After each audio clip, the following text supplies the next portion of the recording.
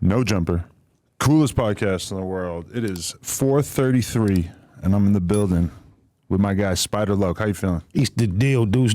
What's happening with you? I'm blessed. How about yourself? No, it's good to have you in here because, like, guys, just to break down the chronological order on this podcast over the past couple months is that we did an interview with you, I don't know, maybe 6 weeks ago, maybe a little less. Couple months seems like. Maybe 2 months, I don't know. But either way, great interview.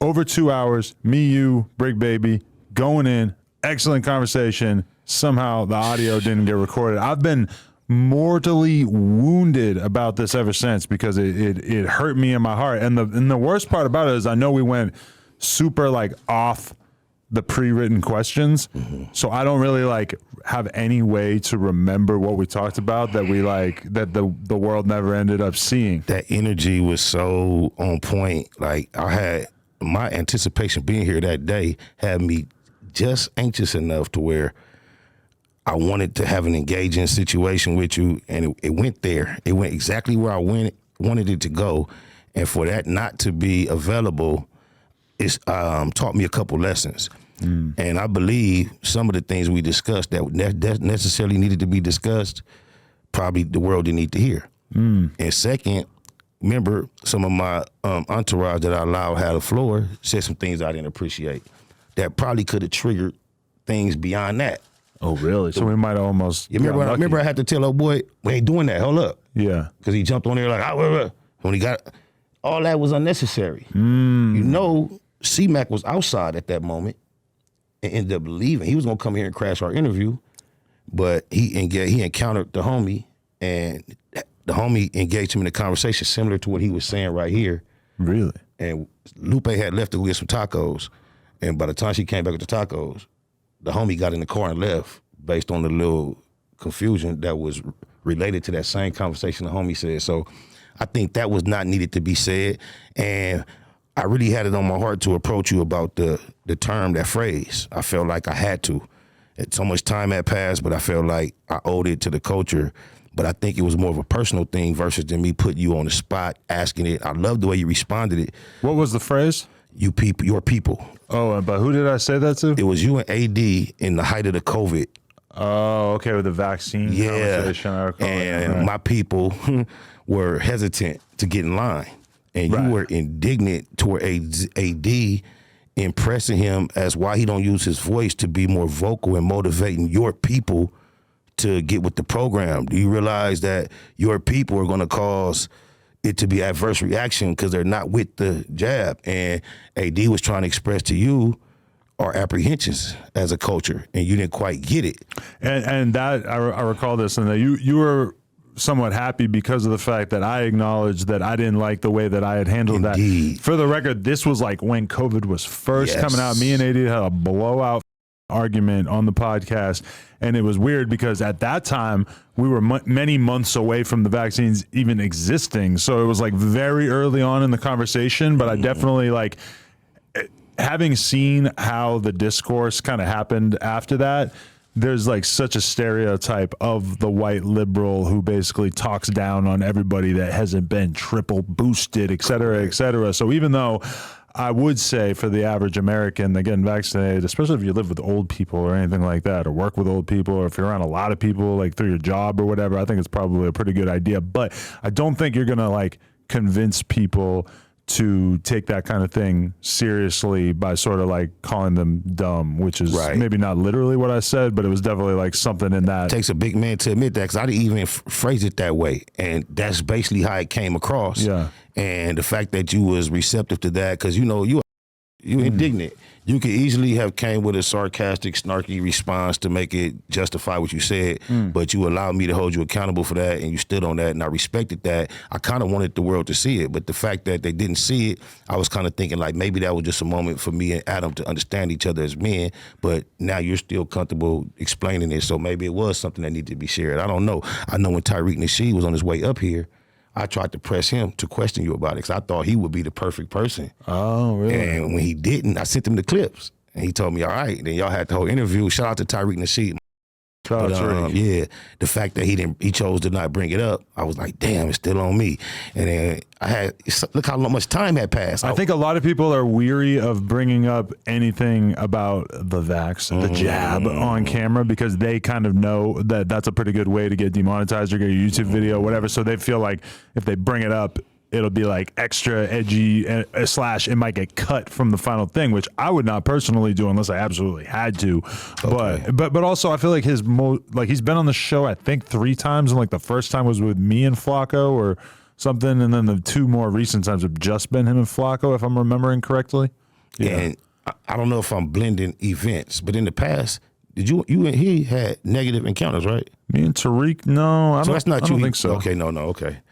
But I want to say probably this. One of the very few white people that he hasn't really had like a little scrap with online. Okay. I want to say this just while we on the subject matter. My issue for the audience was the term your people in relation to the term, the historical context of the term you people. Right. And just being young, I can't quite remember my age. I believe I was a teen. I can't name the individual, but there was a media person. Media wasn't what it was now, so it really stood out. There was a media individual that was a Caucasian that used the phrase "you people" to describe black people, and I remember he got fired. It was like before cancel culture, he was canceled. Really? So me also not really taking it personal because I knew you weren't thinking in that context. Yeah. I just made the connection and couldn't wait to confront you with what's the difference between you people and your people, because you know you got somewhat of a racist accusations against you.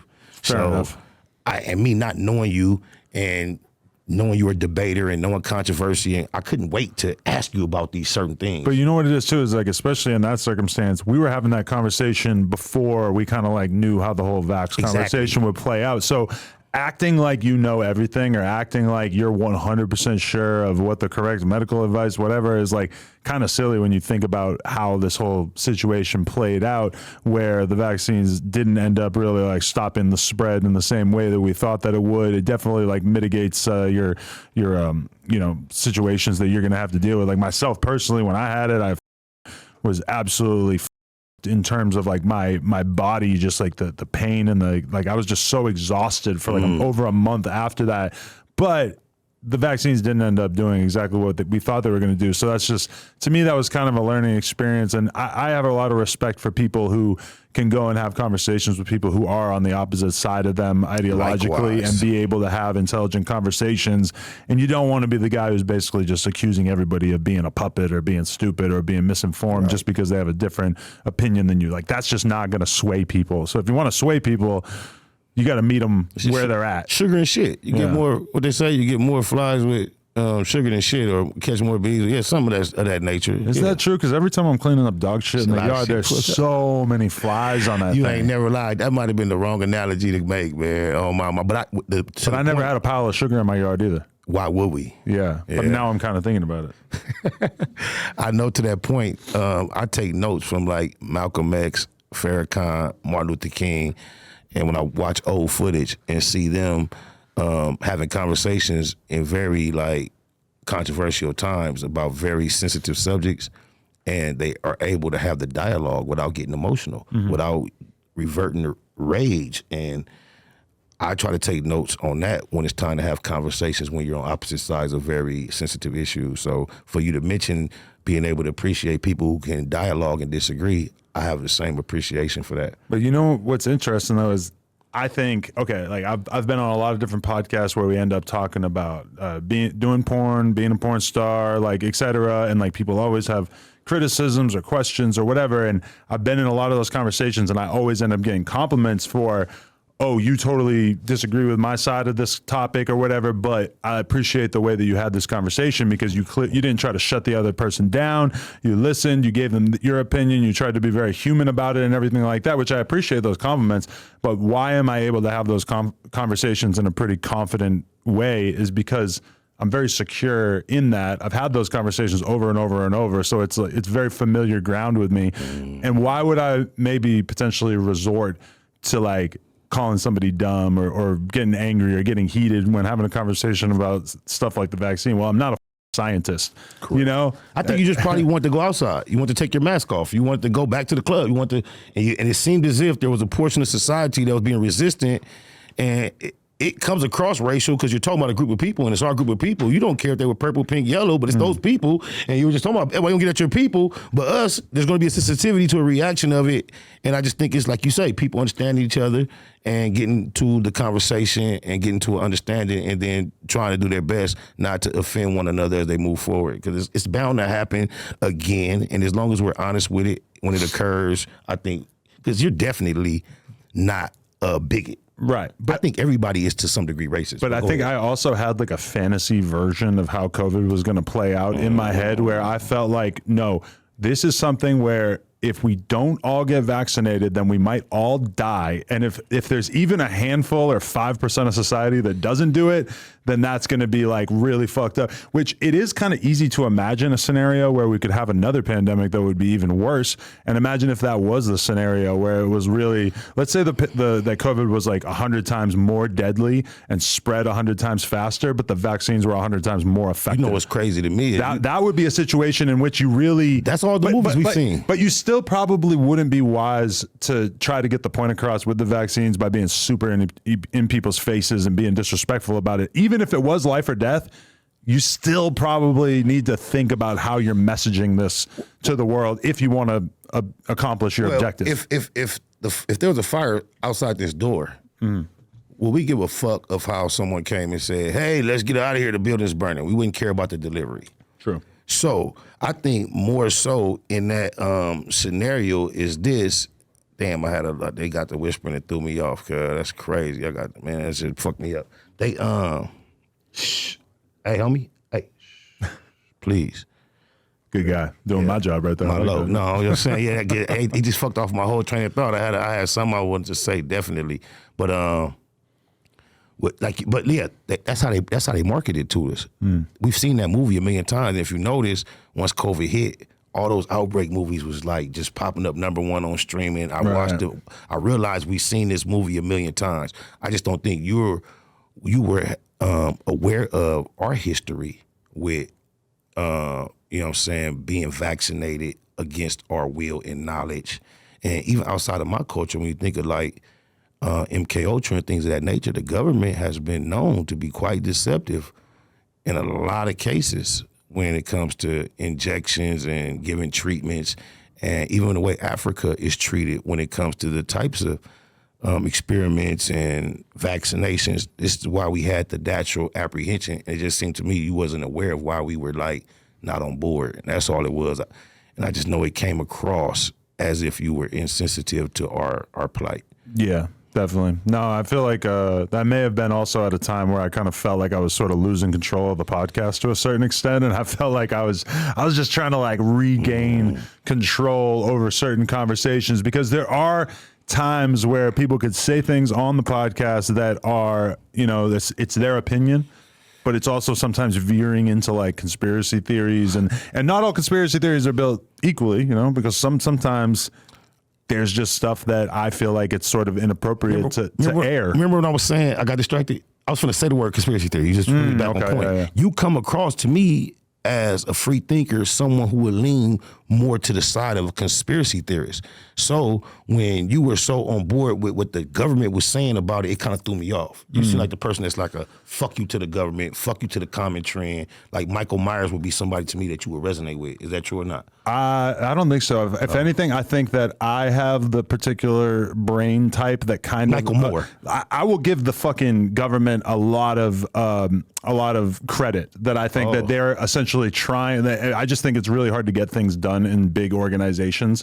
But I think that, you know, in general, I'm a very like anti-conspiracy person, because I feel like usually the conspiracy theories that people are really excited about can often be explained through much simpler, but you more were logical ways. Around politics. Your father was close to high politics, right? I was raised around traditional politics. So yeah, I definitely, you know, sense. A lot of people kind of got into talking about politics on Twitter or on Facebook or whatever. Whereas like from a very young age, I've been having these conversations. And I also like, I have the memory of living through 9/11 and being kind of persuaded by some of the documentaries that basically that's why I said Michael Moore. I would assume you would. Because it's so convincing, because I ended up basically like feeling like I had been duped by some of the loose change documentaries and stuff like that, because I think that actually 9/11 played out in a way that is like not really conspiratorial at all. I don't think our government had anything to do with it. I think that it was just a bunch of religious maniacs who wanted to kill people, and they were very successful. Have religious maniacs become that strategic to coordinate? I can see one hit, but multiple hits same day that takes so much coordination. That blow.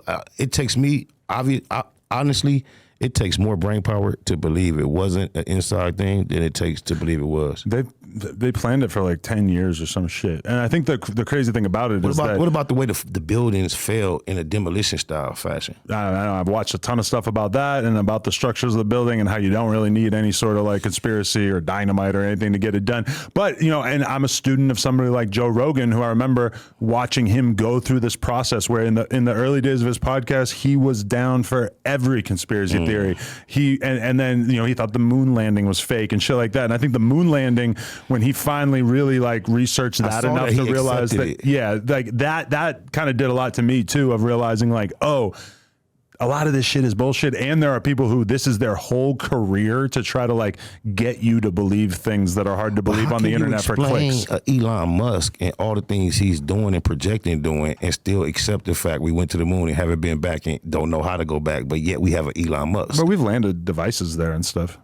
Yeah, but there's still a common understanding that we cannot access it the way we did. Oh, we can go back to the moon. I think that that's not a common understanding, is it? I mean, we could go back. I just don't think that there's that many people that are like super excited about it. No, but I think the real understanding is the technology that it actually took to land a man on the moon doesn't exist anymore. That's the story that permeates is why we haven't been back. I don't think that's true. I think that we could definitely go back to the moon right now. You usually have somebody, when I'm watching you on TV, you have somebody like go Google, or you grab your phone and start Googling or something. It's not that deep. We don't have to stick on it. Could we land on the moon right now? I'm pretty sure it's just going to, could we go back to the moon?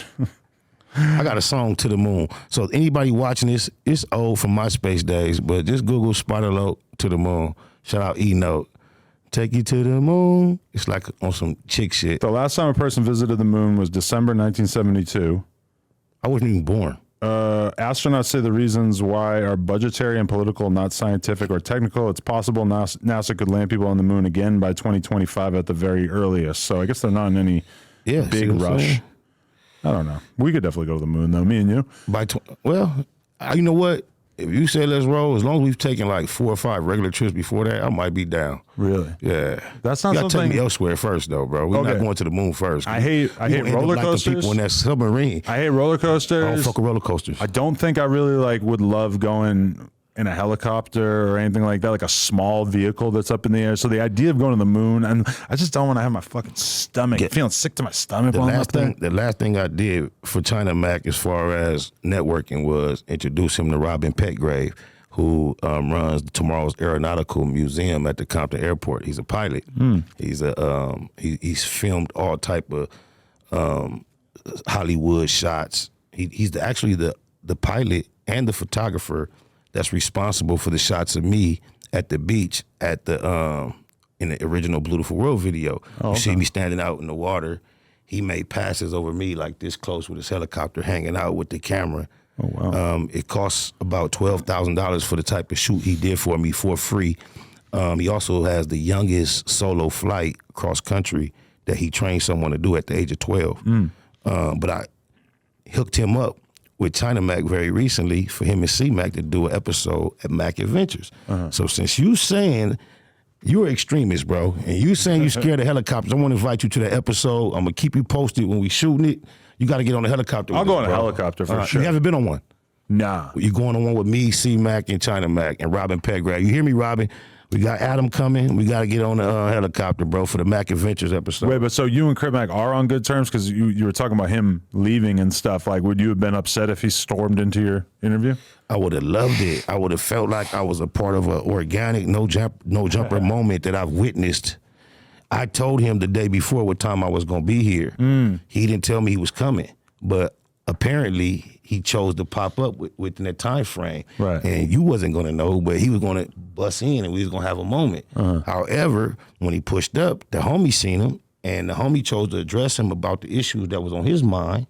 And I don't know if this was the motivation or not, but when he was standing out there, Lupe had dropped him off. She went to go get some tacos. Shout out Lupe, neighborhood, bro. Neighborhood, bro. Instead of coming in here and crashing the interview, when Lupe came back with the tacos, after C-Mac had the conversation with the homie, he left. You never knew he was here. Right.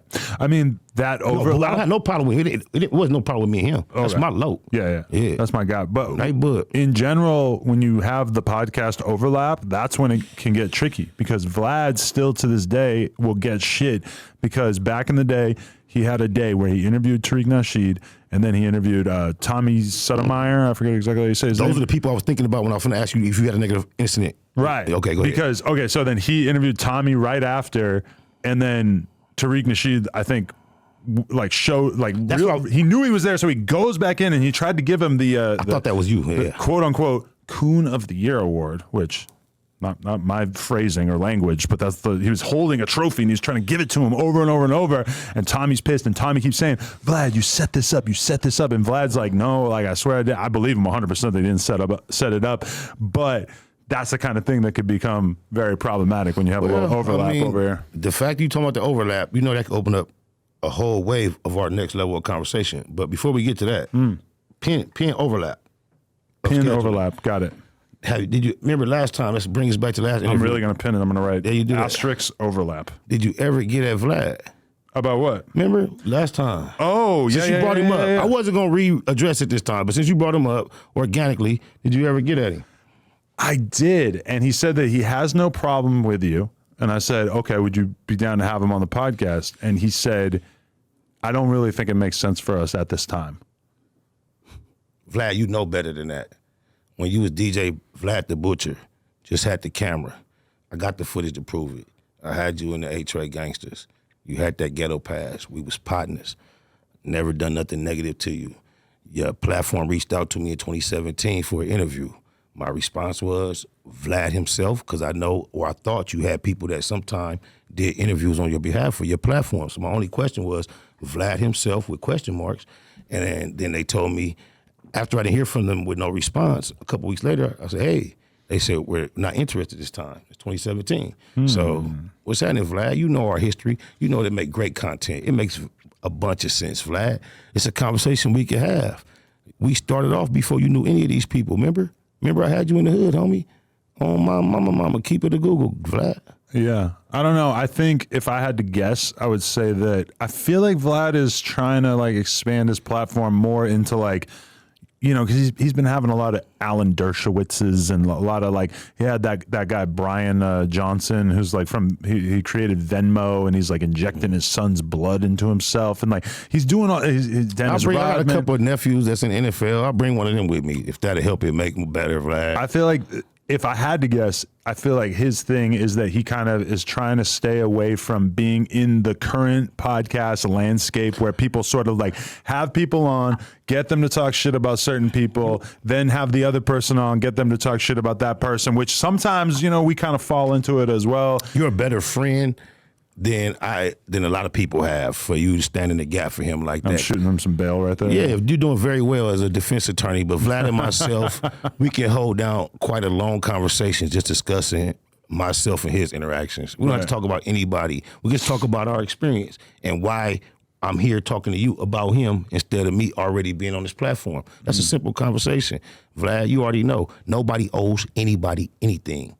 But in the sense of the game, throwing the dog a bone, you owe me that look, Vlad. Keep it a Google, my nigga. There's somebody that you don't like that I feel like he's down with, but I forget who.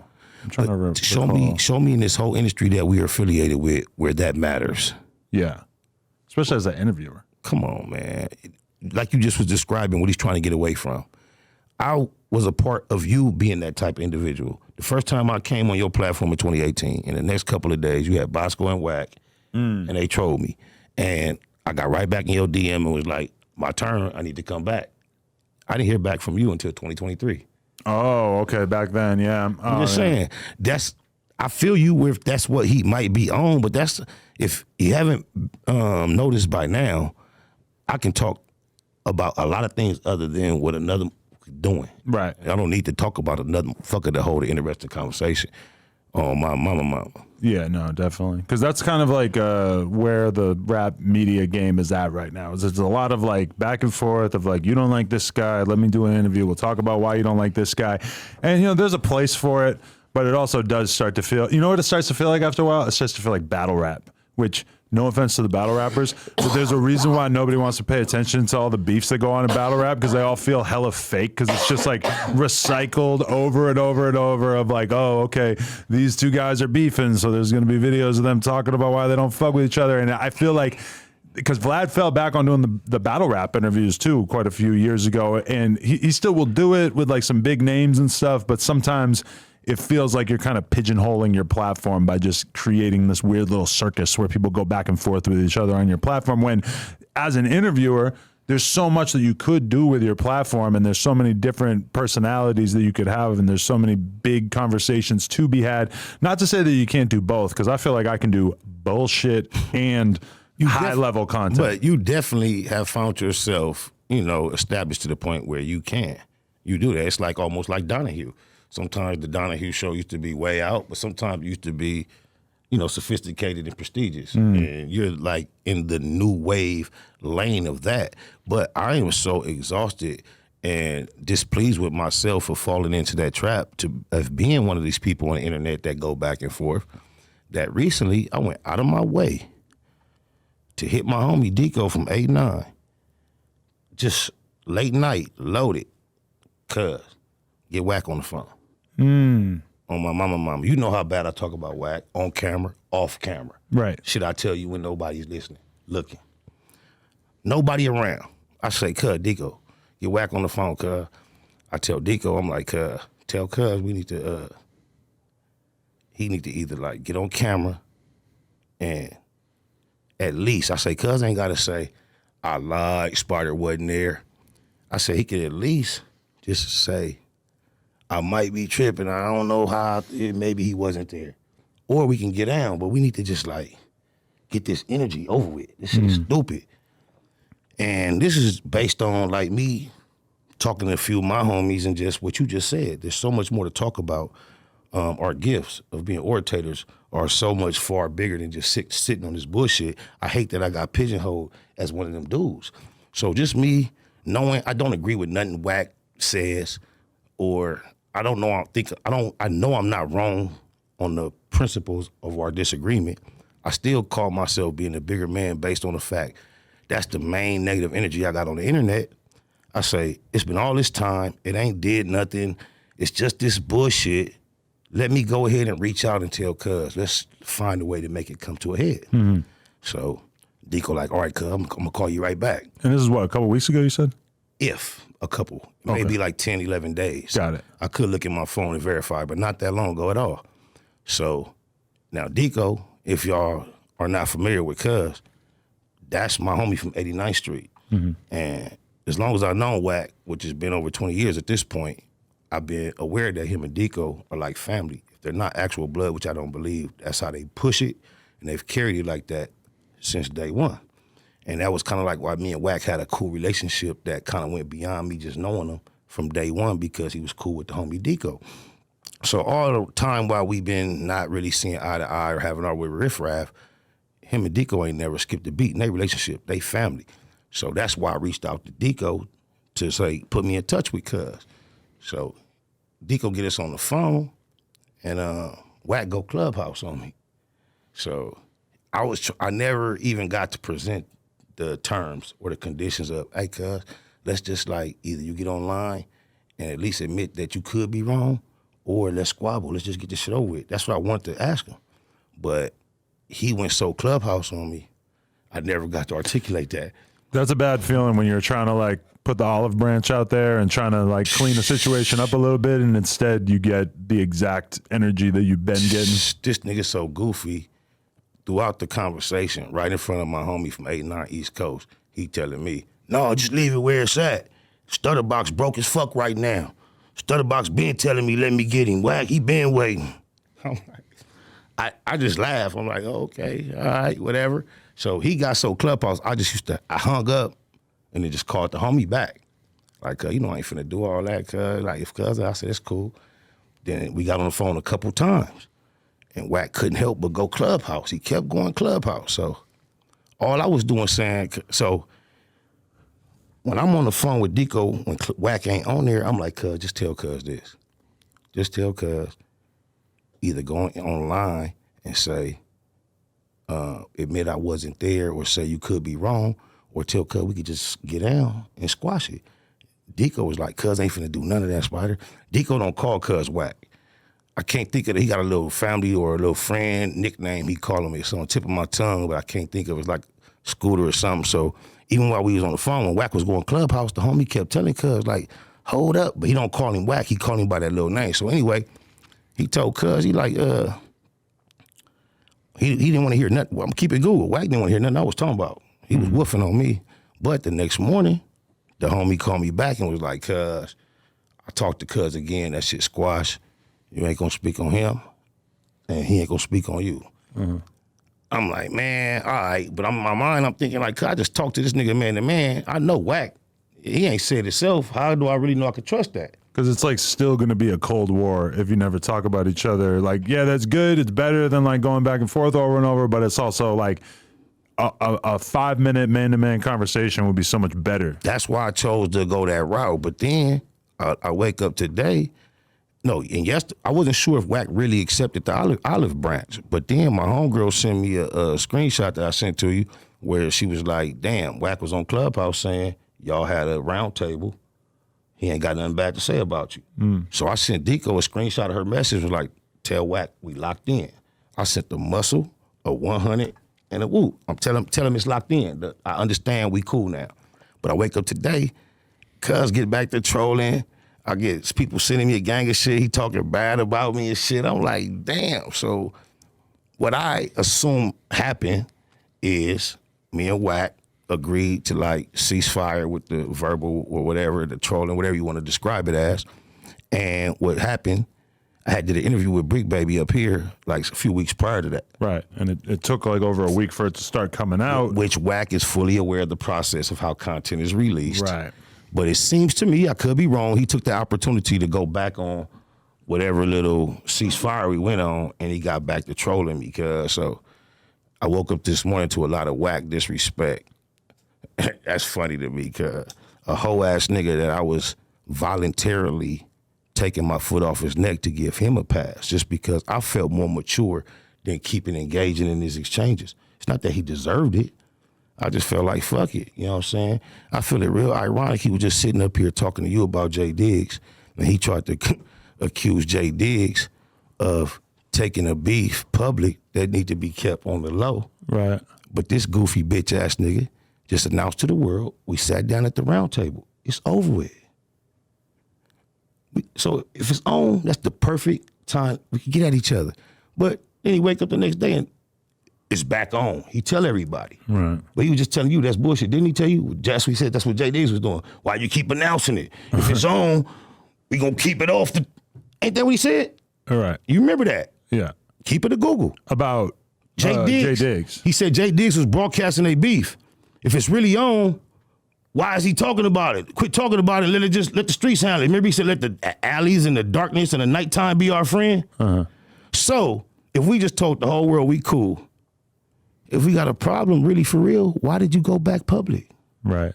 And that's the problem with you guys not having the open line of communication. We do have to open the line of communication. I chose to utilize it. And then he chose instead to do what a cell soldier would do. Utilize technology separation to disrespect me. We call that a cell soldier. A cell soldier, okay. Yes, in jail. People will say things on the other side of the bars to you that they'd never say in your face. Uh-huh. And what the metaverse has created is a whole bunch of cell soldiers. They're virtual cell soldiers. Right. That's why you see so many people comfortable coming up here or wherever they at, being in these microphones, talking so aggressive and disrespectful to certain individuals. Because they on the other side of the cell, my nigga. Right. Yeah. Yeah, that's all. No, it's a weird time to be alive because there's so many people that, you know, especially older dudes. It's kind of shocking when it's older guys who seem like they are so, they're just working on behalf of the internet. Like they know that if they don't have beef and conflict, that people won't watch their content. So you got a guy who's been gangbanging for 40 years or whatever and has always been a stand-up dude or whatever, never told, never did some gay-ass shit over the years, and then all of a sudden they're a YouTuber and they care about how many likes they get or how many views they get, which because it all comes trickling down to how much money they make, and you just see them doing all kinds of weird-ass shit that you never would have expected. So many of them. Not saying that about Wack. I'm talking about other people who I have in my head right now. But Me too. Yeah, I mean, but there's been a big conversation about that. I mean, like Big U even fucking made a video at one point. It's basically like just telling all the Crips, like, stop this shit. Stop. I think he was talking about his homies. Yeah, I know. But like, I He was feel talking like, about the 60s. right. A lot of people took it, you know, personal, like people I had conversations with, or actually a lot of people denied taking it personal when I was sitting there thinking like, no, he was talking about you. He's talking about some very specific people, I'm pretty sure. He was speaking directly to his homies, but the implications spread to others. On my mama, I've had interactions online that were associated with my street affiliation I'm not proud of, but I didn't initiate them. But I have allowed others that are affiliated with my same affiliation to speak my name in certain fashions online, and I've engaged. And I may have needed to at those certain moments, but there's certain moments I realized there's no need to. But I've been so on point to try to react and respond to all disrespect. I got to take a note out of Neighborhood Nip book where he said, learn. He probably didn't originate this phrase, but he made it common amongst our people, our culture. We need to learn to train ourselves to respond differently when we're disrespected. Right. And this is something I've been trying to undergo as part of my personal development, because I was fully aware, like what me and Wack was going through, or have been going through, or apparently what we seemingly are still going through.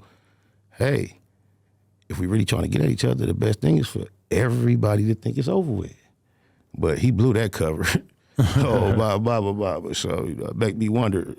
We got to start from scratch now. Yeah, you dig it all? Fuck him. Yeah, it's a weird one too, though, because it's like, you know, you're somebody who I definitely appreciate our conversations and like having on the show and stuff. And I've been thinking like, okay, how do we do something more consistent with the Spider Loc thing?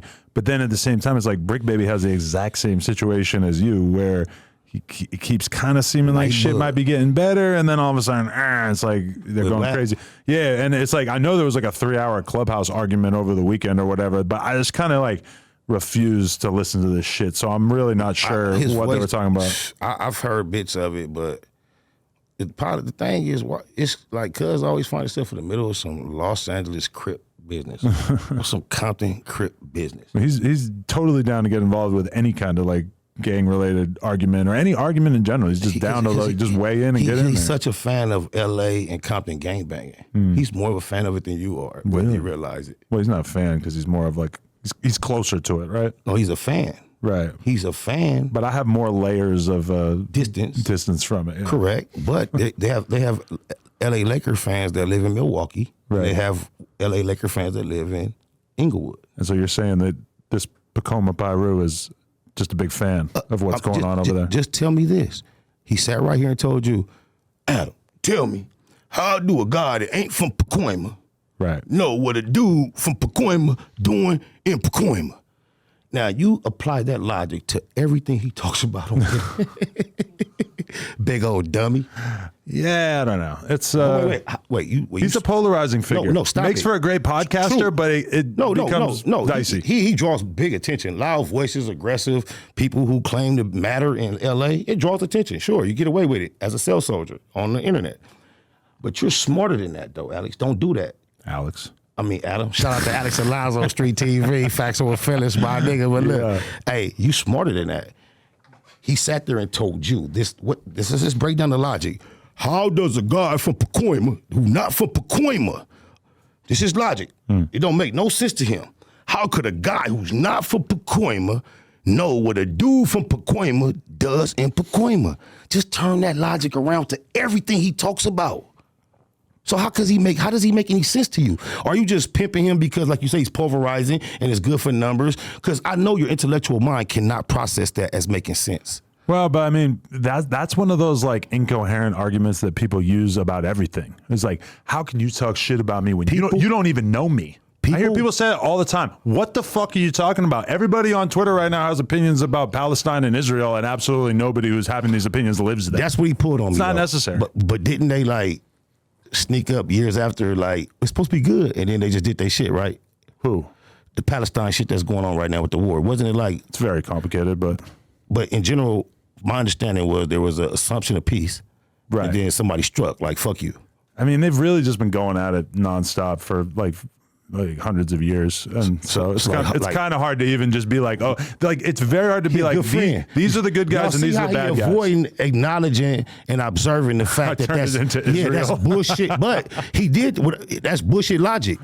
Because if a guy who's not from Pacoima shouldn't have no business knowing what a guy from Pacoima is doing in Pacoima, Ho100 shouldn't have no idea what nobody outside of Pacoima is doing. But all he does is talk about what everybody outside of Pacoima is doing. He pushes himself as an expert on that subject. But your criticism of him in the first place was basically to say that he wasn't like, doing his gang thing correctly, no, right? Not at all. No. Something like that he was offended by. I have recent music. Check out the record Understood on all digital streaming platforms. The opening line says, bitch, you run my name. It comes back 100. Asks, Big U, Top Dog, Wack100, Suge Knight, both the niggas he happened to run over, the one that died and the one that survived. Rest in peace, Terry Carter. What up, Bone? It's the perfect type of beat for me to nut up on. But bottom line, you see where I'm placing his name. This is in the... Right before, this is like when I put out Understood. Like what year was that? Like 2019. I'm gonna tell you what happened, cuz I'm on the internet. I had this like a 7-year hiatus from fucking around. I got to what was going on the internet now way late. I didn't give a fuck. I was doing some way other shit in life. Pop up, the internet is what it's now. I look up, Wack100 is telling this fake ass story about having an encounter with me, and he fabricated a conversation he had with me that nobody in the world could have ever had with me, especially at that time of my life. So I tried to get him to go online and clarify it. He refused. And that's why I started being honest about the Wack I actually knew and being disrespectful in the process. I've been keeping the secrets about how much of a hoe I know him to be all these years, because I'm not the nigga that's running around exposing all the busters and the hoes. Everything make the game. I can't be a boss unless we got some busters and hoe niggas around for me to separate myself from. So you're saying they all play a part of what we got going on. So Wack was okay being who Wack was. He cool. It's the homie. But I knew what I was aware of his character, the caliber of nigga he was. No need for me to run around and expose that. But when I look up and you lying on me, now it's time for me to be honest on you. I don't know nothing personally about his gang bang. I'm not from Pacoima, but I do got homies that know. Shout out to my homie Lil Devil from 190, cuz know. Are you familiar with the historic event when the East Coast Crips ran up in the program office, level 4 prison, and did a whole bunch of damage to some correctional officers? No. Okay, well, do your research. Look it up real quick. You know how we do it. My homeboys in the 90s, East Coast Crips. Calipatra program office stabbing. East Coast. I'm going to have to do some. Neighborhood block, all of them for death dough. So when at the time that I extended the olive branch to Wack, this is information I've been aware of for years. But my homie Lil Devil, who was a part of that massacre that you're about to look up, is now a reformed ex-con, who I'm developing a program for ex-cons in a re-entry situation for. I'll introduce you to him sooner than later. Let's do it. However, he has been in the youth authorities with your boy. Cash knows him very well. So for the longest, he been, cuz, let me get on your platform, and I know cuz know me. I was in TS with him. Now that's why I don't know. Somebody named all them places, wherever he was at with cuz, but Wack know the homie. But when I extended the olive branch to Wack, I was already having that type of shit on deck, people that want to come on and speak on his character that I wasn't even interested in entertaining. Right. But I don't know Wack from back then. I know Wack from early 2000s around Suge. He was a very respectful, get along, non-confrontational, non-consequential dude. All the aggressiveness we see, I've only seen it on the other side of the bars. I promise you, on all my daughters, dead homies, loved ones, lokes, everything I love and live for. I've never even heard a story of cuz being aggressive to a man outside of Stitches, them two white boys in that parking lot. There's not, you know how he was on Clubhouse the other day? Wack be punishing the white boys. I think that was staged. I think it was paid. The Woods don't stand a chance. That shit was paid. When Cash Jones comes to Lil town. Devil would love to talk about his the way he performed in the youth authorities. He's just waiting to knock me out. You heard him say that? Get a fourth white head on his mantle. No, he didn't say that. You heard how he said, knock Adam out if he, you didn't hear that? No, where he said that? Oh, cuz. He said it aggressively. They was on Clubhouse. He was going back and forth with Brick Baby. He was like, get Adam in here right now. I ain't never told them not to schedule me at the same time you up there. He said, get Adam that's in all here. us. Yeah. Guess what he say though? Knock Adam ass out, he say. Yeah, cuz no, you going to sleep, one punch, you out of here. Damn. That's what he, that's what he said. Me and Stitch is going to have to start a support group for all those who have lost brain cells to the mighty fists of Wack. Oh God. Like, yeah, he's a super, what you called him, the cartoon villain? Oh yeah, he's like the bullet from Mario. You know that you called big him, ass bullet. You called him some type of villain though. You said, I can't believe I'm sitting here next to a cartoon villain, some of that nature. A villain from a cartoon. He reminds me of like a lot of villains from a lot of different cartoons over the years. But have you, like, okay, and like you are like, it's like Bane. You remind me of like the white boys that go out on the safari and get real close to the lions and the. I would never do that. But I'm only comfortable in urban environments. So are you saying that the suburbs? So you're saying we ain't shit? Because you seemingly are attracted to what seems to be the most worst, active, edgy, risky element in our culture. I've always been like that. That's what I'm saying. So even before content. That's why I know that this is not just like a new persona that I've developed for content. I've just always been attracted to, wanted to give opportunities to people that other people didn't want to fuck with because I just enjoy it. Like, so how do you handle the fact that your pigmentation is so different than ours that they call you a vulture and you stay right in this shit no matter what? I personally am aware of how you provide opportunities. I could really give a fuck less. Somebody calling me a culture vulture is like the most meaningless shit to me at this point. It's like calling. Did it ever bother you early on as you were developing? I remember in the beginning being kind of shocked because it's like when you start out doing a platform like this, you go for months or years or however long getting all love because you're small. So the only people who are paying attention to you as you're picking up fans are the people who really like what you're doing.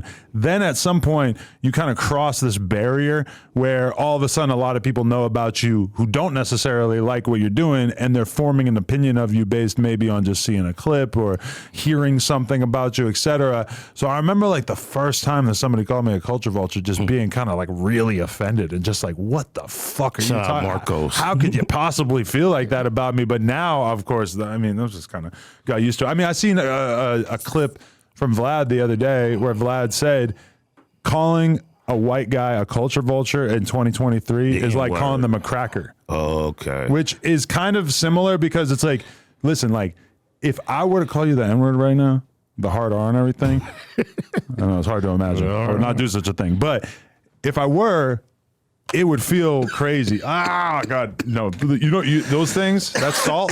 I know salt doesn't sound that good, but that shit will blast you. Yeah. This is the new age bug assault. Yeah. Bugassault.com or something. Thing would knock a fly out. Okay, but like. Go ahead. Or if let's just say like a random person calls you the N-word, totally is going to like fuck you up. Like in your head, like alarm bells are going to go off. Like, what the fuck? He's disrespecting me. It's like going to hurt. I'm not going to say it's hurt your feelings, but it's going to piss you off. But it's like different when you call a white guy a cracker because it's just like, okay, like I'm not, that's never going to hurt my feelings in a million years. And I would put the culture vulture thing in the same sentence where it's kind of like it's an insult that in itself is almost like impossible to offend me because I just don't really respect the term. But you know itself. that makes it totally incomparable to the N-word, just in nature, just based on those facts. No, what I'm saying, but it's like cracker is the white guy version of the N-word. It's not. But it doesn't do anything to the average white person. It's just like with the Serenos and the blacks. Right. We have no mayete. What's mayete? That's how they call us the N-word. Oh, okay. But if it's on with them, even when you mad, beaner don't sting like that. Wetback don't sting like that. Right. Mayete is the N-word. We don't have one of those. So when it comes to cracker or culture vulture, in no way, no form, no fashion are they comparable to the N-word. Right. Because it's like, I don't know any white people who would really like have their feelings hurt by that. Now they don't even know what cracker means. Do you know what it means, where it comes from, historically? Cracking whips, right? I would assume, yeah. But I didn't know that until recent years to the internet. Right. I didn't know where it came from. I thought it meant because I think my mind told me saltines are white, and I thought that's where it came from. I think I'm more of a Ritz cracker than a saltine. No, you're not. No? I'm Ritz. I got a little bit of a tan. No, Blue right? Smurf, come here real quick. I'm gonna show you Ritz. This Ritz right here. BS. No, that's not a Ritz. That's Ritz. That's a fucking Twix bar. I know. I'm more of a Twix. We got, why not get brownie loco over there? Show them what brownie, because brown is brown, so that's more like a dark chocolate right here. Oh, no. White chocolate, if anything. Yeah, you might really be Ritz. dark chocolate. No, yeah. EC, BC, Nightbud, my low. I'm a rich brown. I love this. Everybody coming through to show their skin tones. Yeah, you feel me? Yeah, check me out. I got It's a beautiful thing, man. Nah, that's real. But I don't know. There's definitely something to be said there that like the worst thing you can call a black person is actually hurtful, and the worst thing you can call a white person doesn't really do anything. But I wonder if you're a white guy who grew up in an environment where you were around 99% black people, and you felt like you were mostly accepted, and then one of them were to call you a cracker, maybe that would never. There's no way it would never have the impact because the history of the N-word and everything we can visually associate with it. There's no way. Right. It's no nothing. That's why we're able to make nobody else say it in our society except us. I can say nigger, and you can't. No. That's how bad the N-word is. Yeah. So, but it's weird. Why do gay people have one of those? Because the F word for gay people is like the N word, essentially. That's the only other one. Right, there's an N and an F word. You know what happened? It's because the plight of our people in America, and then the liberal state and everything that's gone on, they took the blueprint for whatever reason, and they've been allowed to ride the same blueprint under, what do they call it? What we were dealing with, civil rights. It's just, everything in America is about, when you go to court, you cite case law. Based on what happened in the past. And this is what works in this system.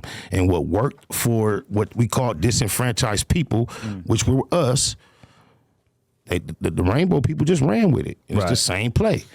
It's like everybody wants to create the new no jumper. But one thing that I seen Tariq Nasheed say is that he resents the term people of color because it basically like encompasses black people and, Hispanics and shit like that.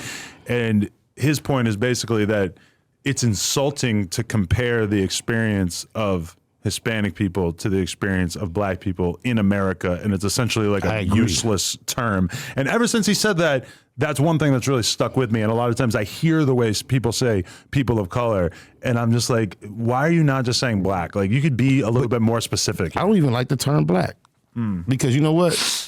I see black right here. My shirt is black. My hat is black. My pants are black.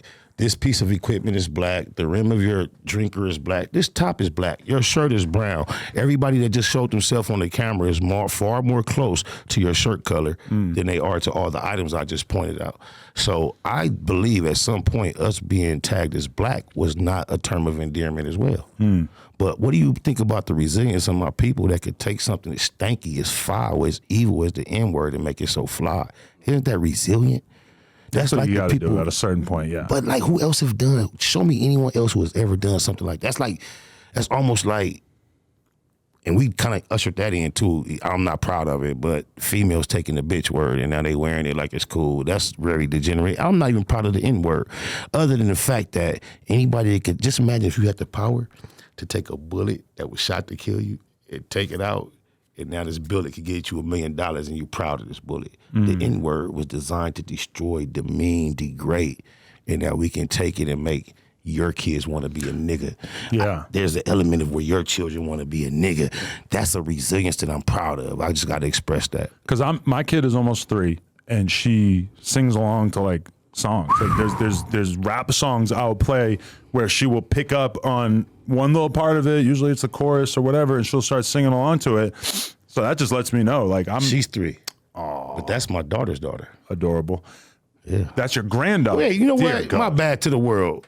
I did not get to mean to show this guy a female. This my bad. Yeah, but that's my granddaughter. Yeah. Fuck off. I love you, Winter. I forgot who I was showing her to. What? I'm just fucking with you. Oh my God. No, This dude. no. You know what? I wasn't even thinking about that bullshit. I was thinking about you just a super freak. I was just joking, but I wasn't even thinking about the bullshit. My bad, homie. I wasn't even trying to my bad. My bad. Me being a freak does not preclude me from appreciating. I have a almost 3-year-old daughter. You know the best humor is the one You that really just froze me there. That's the best humor though. The one that makes everybody feel awkward. And I was trying to make a joke. So I feel it like was a great joke. I feel like I'm the only one who feels awkward. But that being I feel said, awkward as well because that's not what I was implying. Okay, well, my appreciate bad. that. But I feel like I'm very close to my kid saying the N-word, singing along to a song, and then I'm gonna have to have that conversation. And she's got like plenty of black people in her life that she's met, that she likes, that she talks about. Without her knowing she talks the about history. Dub all the time. She talks about Wack.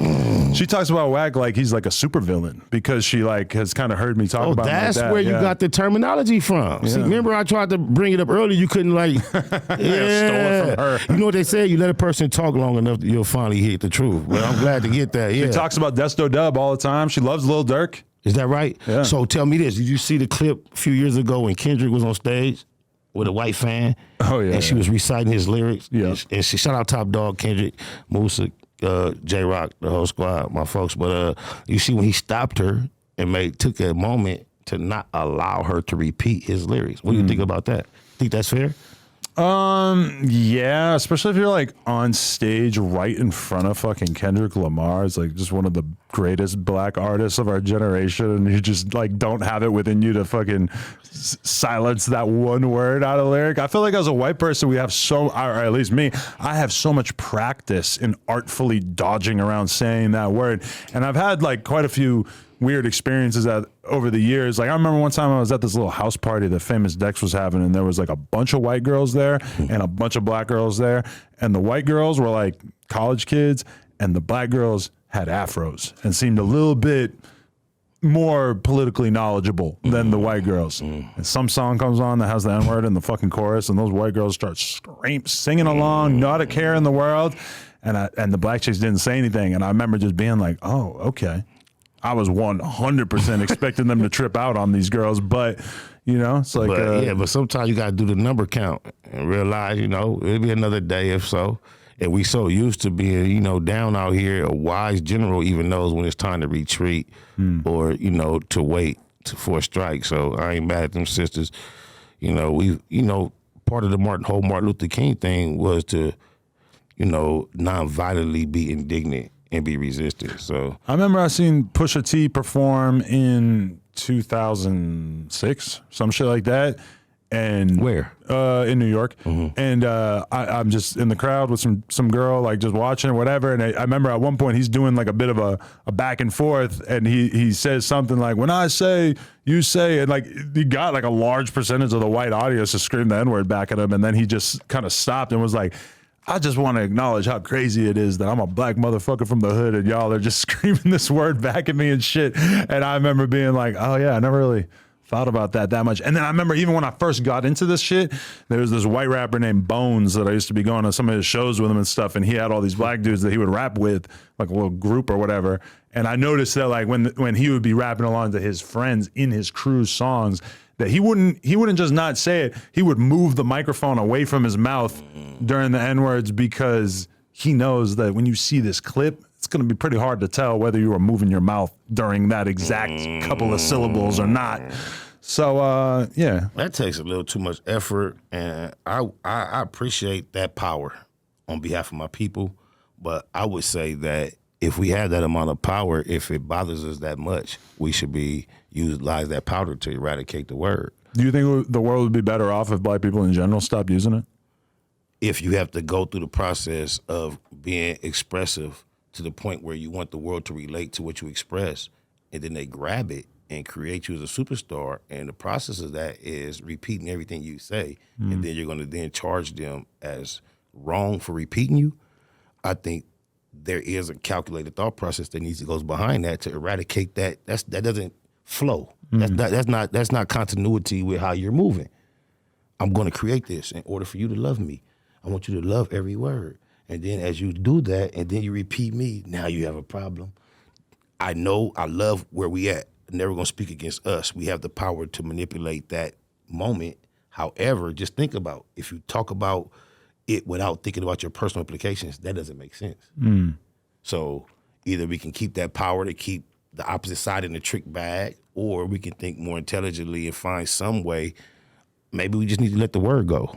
What does it serve us at this point? It is kind of like a funny trick to be like, hey, we're going to create the most popular form of music in the whole world. We're going to basically like dominate American culture with this music. A lot of the #1 rappers are like the biggest celebrities, the coolest people, the biggest trendsetters. And there's this word, and we're going to use it every other fucking word constantly. But if you say it, you're not going to be able to go to college. Yeah, I think we should be at the point at least where the ER and the hard ER and the A separates what we're saying. If it's generally understood in context, the same way Joe Rogan kind of like got away with what American Cholo got away with. We know in our society, even if you're repeating someone, you're not supposed to utilize the N-word. But they did it. Look at this dude. I feel like a prophet. Brick Baby walking up in here. Remember I said organic, no jumper moment I've seen where a homie pop up. Yeah. But I didn't get it with C-Mac, and look how the creator made one for us. Nightbud. What's my man Brick Baby doing right now? My. Wearing all red. Yo, we stay You want to up. hop on? Why Hey, grab the mic. All right. Well, take my mic for a sec while I go to the bathroom. There we go. I need to. Oh, yeah. Nah, cuz. We don't like jobs, cuz, but this type of job I need, cuz. On hood, neighborhood. Yeah. What's that? One of the best bosses in the world since that's my boss, you bitch ass Hey, what you call him? Boss. No, what's the other name you call him? The 22ster. Okay, I call him the deuce. You feel me? Yeah, the 22ster, man. Man, what's going on, man? Nah, shit, I just couldn't believe when I showed up. The fly swatter was so coordinated with my outfit and the ashtray. I just had to put it. I got OCD man, for color coordination. My nigga looking like Tony Montana, man. You He got me? the gold Black and cake gold, with yeah. man. Got the little nose candy in the top. Man. Oh, my mama, where you at? How you what I it do see with you you? talking. What was we talking about? Nigger and nigga. Yeah, the hard A and the E, the We ER. just was talking about that shit in the car. I'm just saying, like, on the way up here. I mean, it's So my it's looks, one man. thing, Just coming with a cuz couple good if Crips. us hanging on to it was benefiting us somewhere and we had an edge on the world, like, yeah, we can and y'all can't, and it was a benefit, kind of like the nail shops. Yeah. They got that, we can't, and it benefit them. Yeah. If we was eating off of it, I guess we are in the music. So maybe this is something we could hold on to. But outside of that, it seemed real petty to keep influencing our counterparts that ain't black to fuck with what we do. And we keep putting that word in it. We want them to repeat everything But you know say. what we did? It's like how the Harlems, they took dirty and turned it into they shit They to where dirt you gang. can't even diss. Yeah, nigga, it's the dirty. That's what we just talked what I'm about, kinda saying? like. So like we took they word and made it to where like you saying is not effective because that's Hey, you know, what we you do. just fucked my head up, cuz I remember having thoughts over the last 10, 15 years, like, didn't that used to be a diss? That was the diss. Wasn't that a was. diss? And But then I the like- homies flipped it like now. Find something else. On nigga. Crip, I know. yeah, I'm aware on my Because mama. nigga, mama. they- in the gang community. I never had this conversation, but I remember my brain realizing the transfer, like, on God. Me too. Oh, Like, God. Gang culture, you got to think. Dirty ain't really bad because we do dirty. You know why I can relate to that so much? Well, Because the Swans got a clothing line called Eastie. And me, personally, I was personally single-handedly responsible for giving the word Eastie the facelift, nigga. because Eastie was a diss. It's just been a derogatory word all my life. It's for niggas that's from where he from the to talk down bougie about the West bitches. Siders. C-Mac still be doing it. Oh, that bitch, Eastie, when she got it, yeah. Eastie was like, they eat mayonnaise sandwiches and got roaches in their house. But when I became a public artist, and you know, wordplay, gangster, I made Easty fly, the very first only person. No, it's not me and somebody else. Now you go look on Instagram and just put Easty in the search and see how many Crips that's grown call themselves Easty. I did that, Adam, just so you know that. It's an East Coast Crip thing or just a East Side of Los Angeles thing? It's a Spider Loc thing first. And now my kids don't even believe me. No, call it a person Easty just come from the East Side being like a lower income area, like you know what I'm saying, it's cheaper to live over there. It's more like saying ratchet, grimy. it's more projects. So like say if we walked outside with our shoes off on the west side, our moms would be like, that's some Easty ass shit. Bring your ass in the house to put some shoes on. Or a black girl with a very short tight ponytail. Oh, that's Easty. That's not cool. Yeah, no, ashy shit is Easty. You got roaches, that's Easty. I remember when Dub first started really popping off, he was always like claiming East. Like he would put hashtag East on all this shit and stuff, which I wasn't really used to. But imagine the creative pride I have to feel humbly. Being able to say what I just said when there's a such thing as a Snoop Dogg who branded the East Side all these years and the word Easty was still reserved for me. Like what else can you say about the East Side creatively that Snoop ain't said? Right. But being a creative, the universe and my gifts still allow me to be able to give the whole world the word Easty, and it's way bigger than me now. Like I say, my 20 and 23-year-old daughters, when I try to tell them it's me, they be like, yeah, all right, daddy, whatever. Right. Oh, my mama, they don't understand. Shout out to G Malone. If y'all need any reference, G Malone know for a fact I'm the one that made Easty cool. Shout out to my man Bosco for inventing Zesty. Shout out Bosco 100, man. You were me and Bosco being like arch enemies on the line for a while, huh? Yeah, what years was that taking place? It's been about ever since I've been doing this online shit up until about a month ago. We cool now. Shout out to Bosco. How'd you end up squashing it with him? Shout out to Big Court, Alex Alonso, just motivating it on the back end, being cordial with the both of us, knowing that was the best thing and suggesting it in the same way. I told you I was in the, nigga, I ain't know, I see you hit weed online. Don't be act like that with me. To get him to smoke see? But I heard him say that's the last dirty thing he's trying to get out of the system too, his life, his program. No, I'm a little under the weather right now. I got a little bit of a cold, so it would be irresponsible for me to hit the blunt. He made us do pounds. He didn't want to shake hands. You right. Yeah. My nose been running. Nah, but you know what I did? I looked in the medicine cabinet because I was trying to find something that would like make my fucking nose stop running, and I took like 4 Benadryls. And my girl told me like, I don't think that's like the best thing you should be taking. So now I am very drowsy and my nose is still running. So I know Benadryl, they be taking that shit in prison too, right? I feel like, they abuse Benadryl in prison. I caught chicken pox when I was 21 in the county jail. And they gave me a bunch of that Benadryl. Told you to drink a lot of water. And they put me in a quarantine because ice cold ass cell by myself, freezing. The older you get, the worse chicken pox is. I had chicken pox on every inch of my body, bottom of my foot, roof of my mouth, top of my head, everywhere. Really? At 21 in the county jail, miserable, sick, worse shit. Take your mail about 2 weeks to catch up to you. My mama, but you be glad when it comes. Yeah, can you hear me? Yo, I wanted to ask this question: is why did Wack post your house, or what he alleged was your house? No, that's my spot in Compton. Okay. I don't live there. That's not my, residence. But that's. If you just, Wack, he do so much research. He know how to pull records. Wesley Farrell owns it. That's my uncle. It's just been, I've been a native of Compton for almost 50 years now. So, that's a location that I acquired almost 12, 13 years ago. And it's just convenient for me to be able to be there for a lot of things I like to do. Because where I actually lay my head is like, it takes a little time to get there. It doesn't even matter. Yeah, you know what I'm saying? So he think he exposing a secret. But for over a decade, anybody else that's really from our streets knew I've been there. Okay. It's no secret. It's almost like the Marathon store or almost this location. But why did he do it? Well, when you're not from L.A. and Compton, you have this tourist spirit. Those tourists photograph landmarks and places. You know the address to that location? No. 211 East Greenleaf. Okay. Bodies being found on Greenleaf with their fuck his head cut off. Motherfucker, I'm Dre. It's a historical landmark. This is walking distance from where Venus and Serena's sister got killed. Rest in peace. God bless her soul. How old was their sister when she got killed? I didn't know that. She was in her early 20s. Wow. Yeah. Grown? That's their older Grown. sister. Their older sister, yeah. This happened like the beginning of the All the Keefe in the beginning of the career. His mic is all the way up because I feel like it's a little. Yeah, get the audio right. We don't need no audio issues. Imagine they lost it again. Mama. Oh Lord. The streets would run red with blood. All the like Southside Compton Crip conversation that's online right now.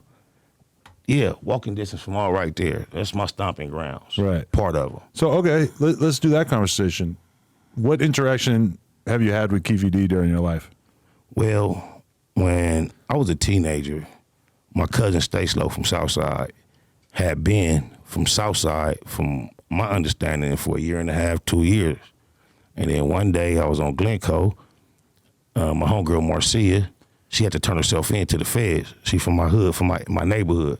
And she had, you know how you hear these rappers getting caught up with guns at the airport? Mm-hmm. Way back then, in the 90s, she had accidentally caught up going through the airport with a pistol in her fucking briefcase that she didn't know about. Classic way to go through a few years. Yeah, exactly. And happens to a lot of people. On my mama, dead homies, daughters, loved ones, all everything I love and live for. She still had a house on Greenleaf at the time. This in the 90s, early 90s. And she had a turn-in date. So when she was finna turn herself in, she threw a party on Greenleaf. So I got a cousin from Southside. I knew the homies was finna be coming to Compton later on when the sun came down. So I stayed in Track New Hood. Instead of me going to the hood, then coming later on with the homies, I went to the South with my cousin, and I've been there all day hanging out in Compton, knowing later on the homies coming. Yeah. So we been in the Compton hanging. So we had the spot.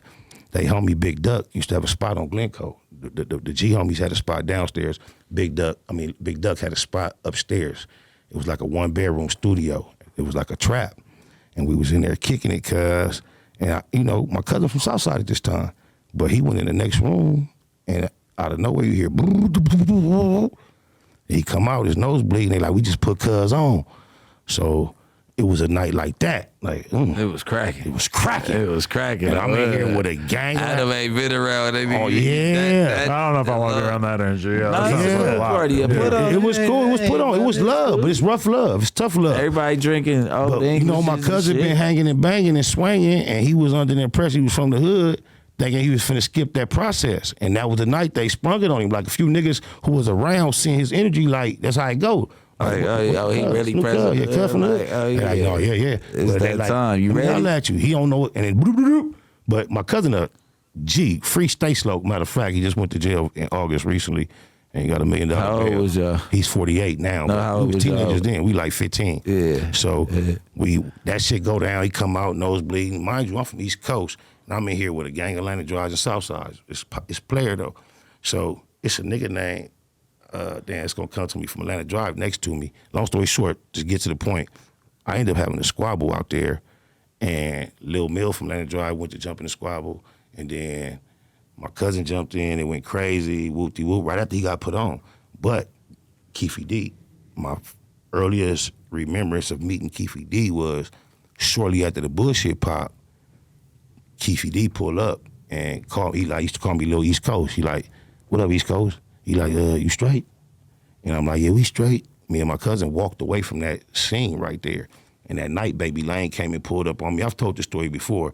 I don't want to go through all that. But I met Keefe D back then. In my mind, I wouldn't imagine Keefe D would know me these days. However, Lil Keefe D from Southside, his son, is my dog. Okay. So just based on politicking with the Loke and all that, I'm aware that Keefe D does remember me from back then. My cousin, my first cousin, my mama's sister's son, Stay-Slow, he from Southside. And him and Baby Lane was like quite good friends. And I knew Orlando before it was a Baby Lane. So my auntie house is still on Chester. Orlando as in Anderson, the alleged shooter, right? The alleged, yeah. So I just think about it. When your mother has 3 sisters and a brother, and your father has siblings, you grow up in Southern California, everybody ends up living somewhere else. So you go spend a night over here, you go spend weekends over here. You start having, from childhood, friendships and connections in a whole lot of areas that you don't even realize are reputable sections. And it's just natural development that when I walk out my mama's house and look to the left, I see Track New Park. When I walk out her sister's house and look to the left, I see South Park. That's just the way I grew up.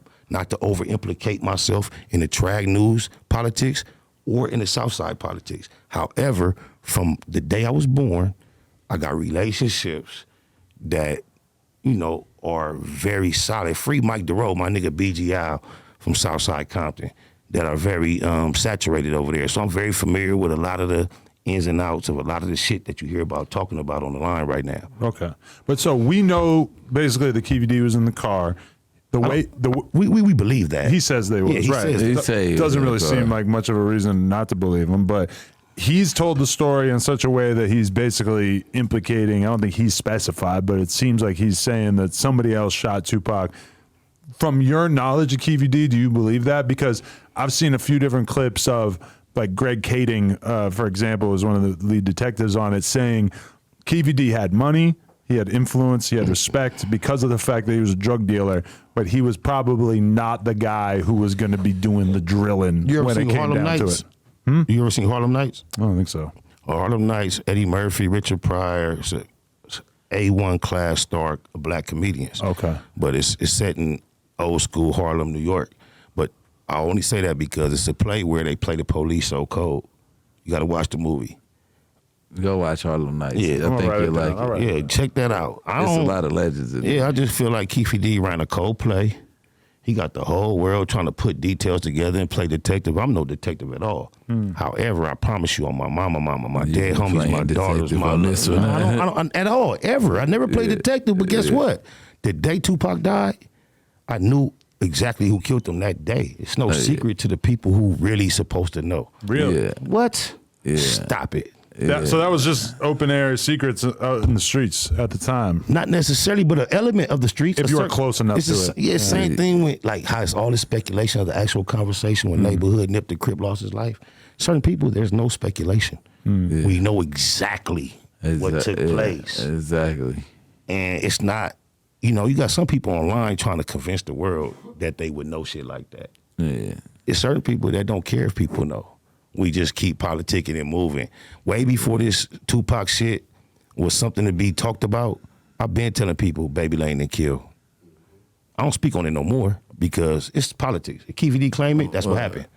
But for years, go back to MySpace days, I was the only person on the internet saying, I promise you Baby Lane didn't kill Tupac. But I'm through talking about that to this point. You know, it is what it is. Let Keefe put his spin on it. So I don't know if it's, because y'all been in here for how long already? About an hour now? At least. Hour and 15 minutes, yeah. So on my way up here, I got a phone call from one of my good resources. I don't know to put their name out there, but Diddy lawyered up. Diddy lawyered up, so he's actually. I'm dropping the bomb right here. No Jumper got it first, but this shit. He hasn't been charged, or has he? He ain't been charged, but he lawyered up. He's thinking it's a possibility. I got a message for Diddy too. Then he got the Mike DeRoe, Lil Al got your back, Diddy. So get your politics together. You need to holler. He'll holler. You got support. Lil Al, Mike DeRoe got your back. Allegedly, got the same lawyers from the Murder Inc. case. I want to say Irv, or it's another high profile case, but he got about 5 lawyers. Has there actually been official charges brought or against Diddy? No, nah, not that we know. It's Of. gonna hit the internet buzz. It's gonna hit. For real? Yeah, and like today probably or tomorrow. Really? Yeah. You think he's gonna be criminally charged like today? No, I don't know if the charge, story. but the story's gonna hit today on that platform. He for sure acquired representation. I mean, Diddy's like the worst person for them to try to like bring charges against this many years after the incident, because he's gonna have super high profile lawyers on his shit, and it's been so long. We don't know what cell phone numbers is what unless Keefe can remember Diddy's phone, everybody's phone number back then. Maybe they could.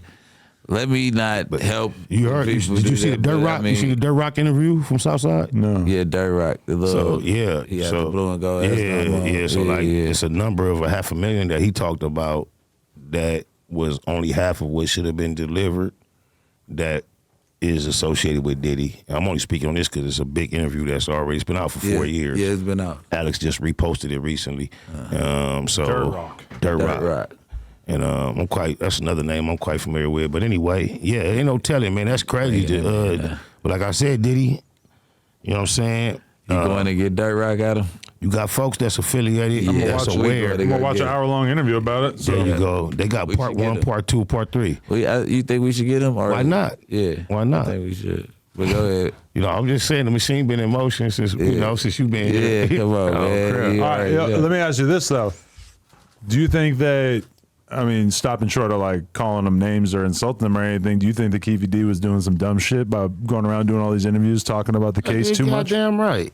Yeah, goddamn right. What the fuck? What you mean? Why not? I mean, how could it benefit him at all? And if it at any way led to what the predicament he's dealing with right now, either he just did not give a fuck, he was stupid as fuck, or he wanted to go back. Well, he wrote a book. So it's like Vlad, I think, had his first interview, and Vlad in the interview is trying to get him to talk about all these very specific details, and he'll bring up very specific shit, and then Keefe D will be like, I don't want to talk about that. And so Vlad will say, okay, so in the book it says that you loaded up the guns or whatever, like, very specific details.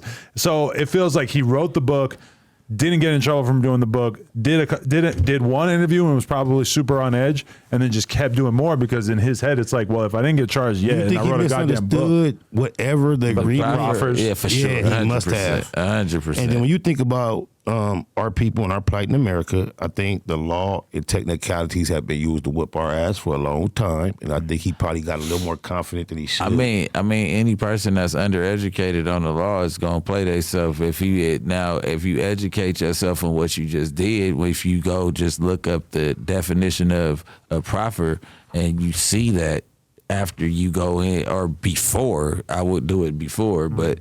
You go in there. He had to have some time because that's not no agreement you get in place and go in motion without some time passing. So he had time to research exactly what he was up against. Yeah, he knew what he was doing. But there's a clip out that he had cancer and he didn't think. Have you spoken on the subject matter before? Who, me? Yeah. A couple times. Have you been disrespectful toward Keefe D? Have I been disrespectful towards Keefe? I mean, yeah, goofy. All right, I'm just let you know. I just gotta say this on behalf of the homie. I haven't heard none of your commentary. But his son don't appreciate something you said. That's my low.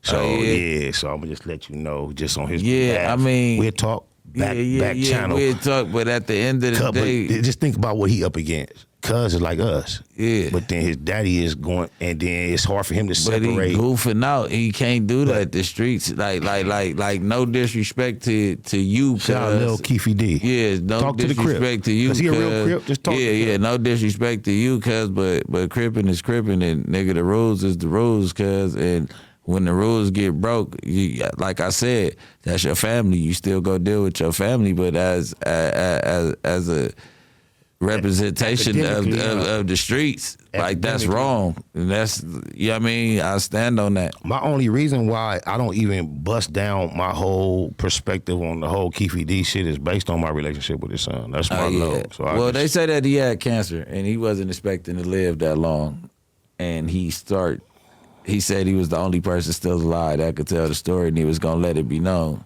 Rest in peace, my nigga Young Flo from Lantana, because I wasn't aware that the doctors told him he had 6 months when he had cancer, leukemia, and they had told him that Cuz was living out here like he was going to live forever. He stretched that shit to 18 months and he passed. But in the spirit of that, what happened with you and OG Suicide, man? Shout out to the Lantanas L7 gang. Shout out Suicide. You never got saw on that brown clip? like the Lantanas too. What clip? The clip of him talking about cancer? I've heard. I don't think so. It's understood that he got it. But I heard about him I've heard it. I know that. I believe that to be true. I think that's well understood. He got it. I ain't seen him talk about it. What kind? You know what kind? No. But okay, in terms of the suicide thing, I mean, I don't know. It's like a part of me doesn't want to like rehash it because he's been quiet about it ever since we sort of went our separate ways.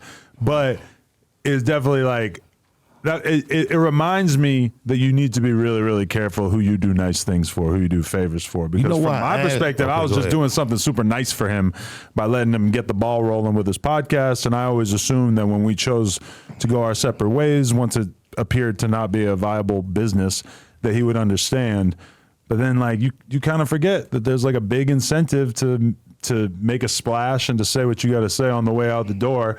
So I didn't. But really even love with him the way it making a went down, splash, he was respectful. Even with him being who he is and how long he been around. And well, he did have a chair. Yeah, but that was so commercial, comical. That was like on your he level. Was trying to go viral. Yeah, I would do something like that. Yeah, sure. it wasn't like, I understand where he's coming from. What you don't understand is I know Suicide is one of the first Crips I ever hung with as a kid. Yeah, shout out to OG Suicide 3D, Marlo, the whole Lantana clique. And what led him to do this to himself was him feeling like rejected, like he had nobody, no family. He was in the streets, homeless, young. And I known him for over 30-something years. And I know once he call you family, homie, any of that, Right. it's, just think about it. His nephew, Lil Homie, got up out of here and he stayed. Yeah. You made it obvious it wasn't really lucrative for him to be here, but nobody knew that. So people assume it's because he getting money. Yeah. But you might have thought he stayed just for the shine, but you already exposed that it wasn't popping.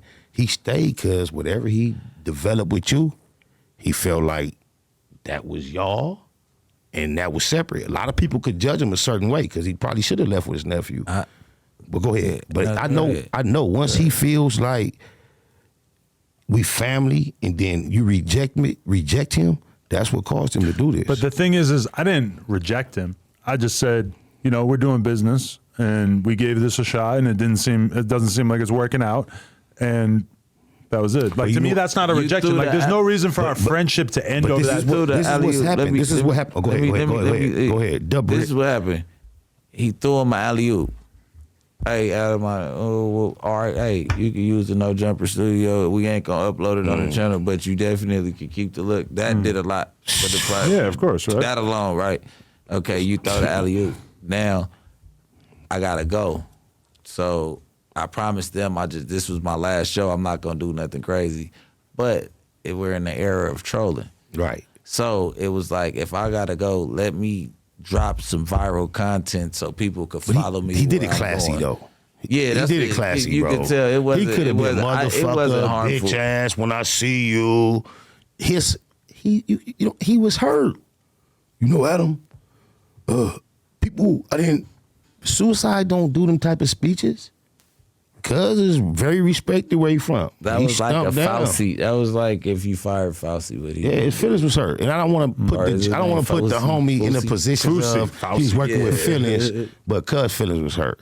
That's on my mama mind. So I just wanted to ask you that, just because I knew we was gonna have different subjects we toss around. That was one of them. No, yeah, that was a tricky one to go through, but I mean, my lesson that I learned from that was just, you got to be really, really careful who you do a favor to. Or you got to make sure that they're on the same page, because even with the suicide thing, I'm busy. So I told Josh when we made the decision like that we weren't going to keep doing it, I'm like, yeah, can you just have the conversation with him? I guarantee you if I sat down with Suicide and had that conversation with him and gave him 20 minutes of my time, I agree that his reaction would have been different and he would have took it a different way. That's HR. I know. And like, But this is what I've normally the CEO is not the one doing the firing, but I think in that case, it probably would have made the whole thing go over smoother if I had told him. The typical CEO are dealing with employees and subjects that have been educated through the same system that makes them appropriate employees for the CEO. Yeah. You're in a career or in a genre where, as a CEO, you're dealing with non-trained as business, and we're coming hip-hop first. And now this is the new hip-hop extension. Just think about it. I went through it. I went into a business situation but got tattoos. These my homies.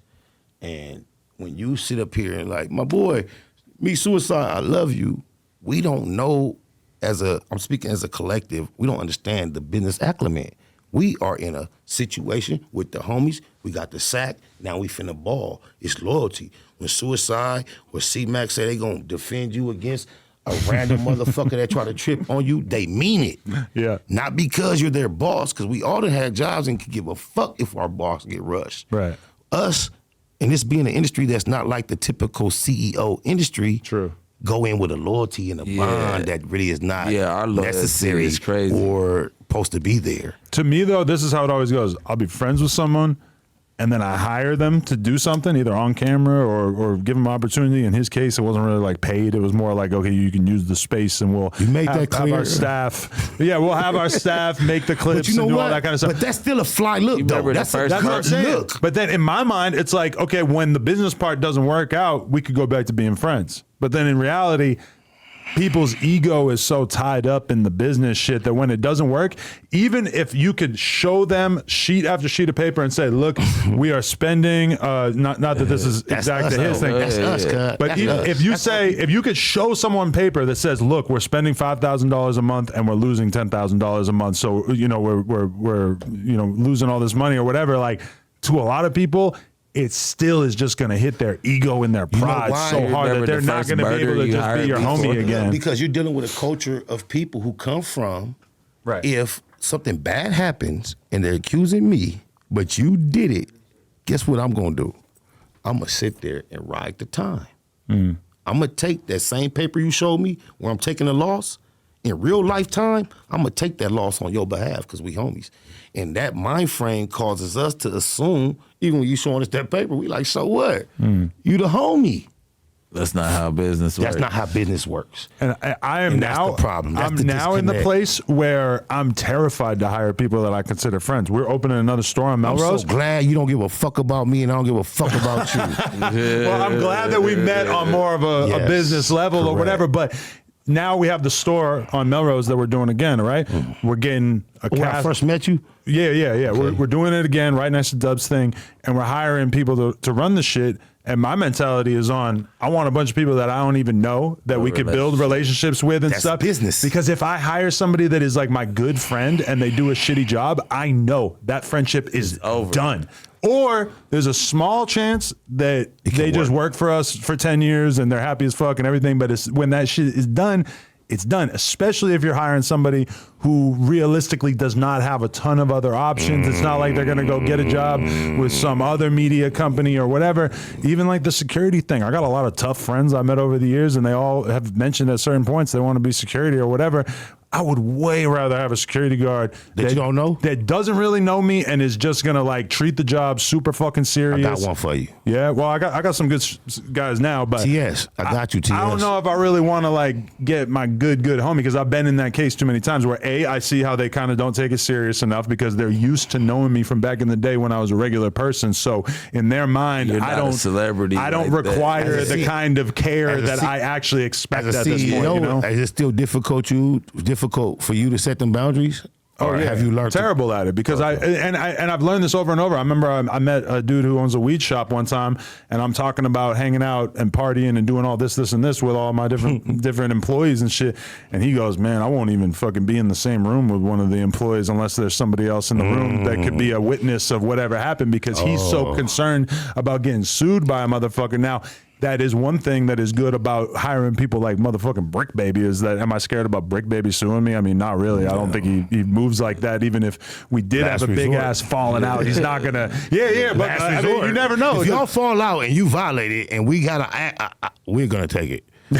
Keep it real. If it's a real fallout, but a gang member is one of the people you can trust the most to not do some shicey shit like that, because they have a code of the streets, right? no, baby. Although we've seen it go the other way many times. Baby Lane made it green for lawsuits. He was suing Tupac's estate at the time of his rest in peace to the low. Didn't 40 Glock get beat up by Game and then he sued too? Yeah. See, I mean- But you see how your boy flipped it on him. It's the power of the voice, the vocals, and if he flipped it on him. But you think your boy is not going to court civilly? Come on now. Now, He talk about suing motherfuckers all the time. we just had a little Royal Rumble, corporate Royal Rumble. Okay. Which one? Amongst us in our group chat. Oh, yeah.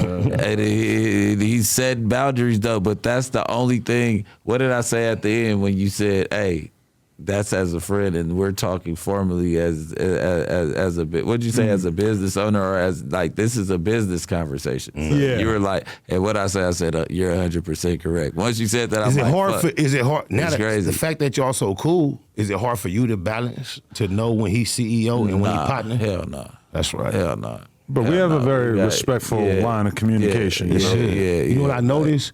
You are very comfortable trolling all type of people that you sit alongside, but I love the way you respect the homies.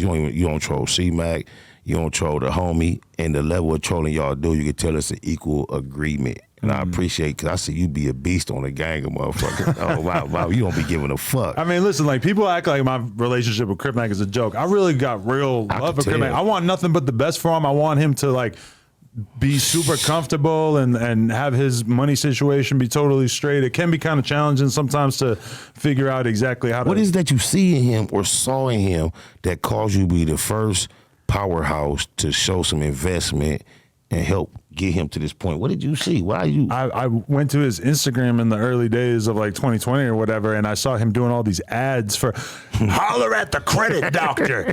You need to get your credit fixed. Your credit is very important. I need Popeye's chicken. Holler at the credit doctor. And I'm just like, what the fuck? Like I'm reading his head. I'm like, oh hell no. Like this, I've never seen, and I've seen a lot of like wild ass gang members, but I just never seen someone like that. And then like just he kept being funnier and funnier. The more clips I watched, I was like, I got to tap in with this dude. And that's right. And he a lovable person. He's so great, man. Indeed, man. He got such a lovable personality. His charisma. Yeah. You know what I really appreciate to see though? Him on that runway doing the C nasty. You did that, Mac, on my mama, and I'm gonna tell you, say the motherfucking pro clubs and sweatpants for your program ×5, cuz. That fly crippin' look good on you, homie. Stay in that fly crippin', cuz. That's what I told him. Take it down a couple sizes. That extra large look good on you, bro. It was real that's player. your swag, bro. But that's one of the things that people love about him is that he kind of like only wears blue. He kind of dresses like he's still in the 90s a little bit. I actually think he should go more full Snoopy Badass with it and be rocking the full sticky suit and shit. But you don't have to stay creased and starched, and he got to keep everything. Yeah. If he gonna do that, that's a he challenge. can't go. He can't go swap me. Just I'm out here. He too big of a personality. He's too much of something that to be invested in for him to try to convince the world consistently that he's the dustiest version that we had to offer. Yeah. You know what's popping now? Fly crippin'. You see how he came here flamed up, dredged up. This how the coldest niggas look. The coldest niggas can blend into the crowd now. Right. It ain't about standing out looking like, hey, I'm the worst. But you got them there. You still got them, you see? How do you feel about the You still got them. How do you feel about the party Crips? They have their place. I've heard a lot about the party Crips. I'm not sure exactly who chess? qualifies. No. Poker. Okay. Well, I don't know how poker goes, but I play chess. Right. And you have a value to each piece on the board. And the values are on an escalating scale. However, each piece is valuable. Right. So when you start off, you want every piece. Nobody wants to start the chess game without any of those pieces on the board. But doesn't every Crip aspire to become a party Crip, like to get to the point where you're partying, you're not sliding, you're just like having a good time, you're successful, you're in the club, whatever. You right? can party and slide. Yeah, it's different type. Yeah, It's different type of party. It's niggas that Party function crib. and it's party Crips. Party Crip and super active Crip can be the same person. Okay. But me personally, me being from a gang that partied a lot, shout out to Bear from 89, we have one of the most active East Side party promoters that happened to be one of our homies, and that was his hustle. That was his thing. So my hood is known for partying a lot more than the average hood. It's always a party. He the one that made pajama jams real popular in our culture. Cause That's a pajama party in general? Yeah, but where you can make the bitches who necessarily wouldn't come out looking like that. You know how you can make. I'm gonna translate it for Adam. Go ahead. So what he's saying is, as far as it's a piece that, all right, so in the gang, you have your shooters, you got your drug dealers, you got your fighters, you got your punters, your centers, your quarterbacks, your wide receivers. You got every aspect. Everybody's not gonna do everything. Now, the dishonorable party Crips is the only time that you see these people are at the party, and you don't see them around when the camaraderie is going on. There you go. So, but in another sense, the homies that don't leave the hood, the party crips are there, and if they run into some ops at that party and they end up whooping the ops and doing something, that's a representation of us at going out to functions. Like, you could be a stump down homie that's at all the parties. Yeah, because even the party crips, once the ops diss, they're not running. No, they got to get involved with what's going on. So it's like, you know what I'm saying? Party people is something that don't black party, people do. Like the people that don't party, the party crips are out there to catch the ops that's dissing in these parties that we'll never see. But me personally, let me tell you something about my life. Like I told you, my hood is known for partying a lot. My homies party a lot, but I have a habit or a reputation, or my history is, it could be everybody on the block mounting up, caravanning, leaving to go to the function. Me and my few, we gonna holler at y'all. Yeah. And we right there on the block when they come cack. You feel me? It's like, it's just not my thing. But I've been to a number of functions. We go sometime, but it just, some people like to party, some people don't. I remember being on the road with G Unit. And shout out to her, Puto, everybody else in the clique. I remember a lot of times we go to the hotel and the next move is to go to the club. They finna be in the VIP with Mayweather. I'm a big Mayweather fan. I never went. I'd rather go to the hotel and have some phone sex with a female back in California that we both swear we love each other, while the homies is in the VIP with cuz. I'm just not a go out type dude. I'm not a partier.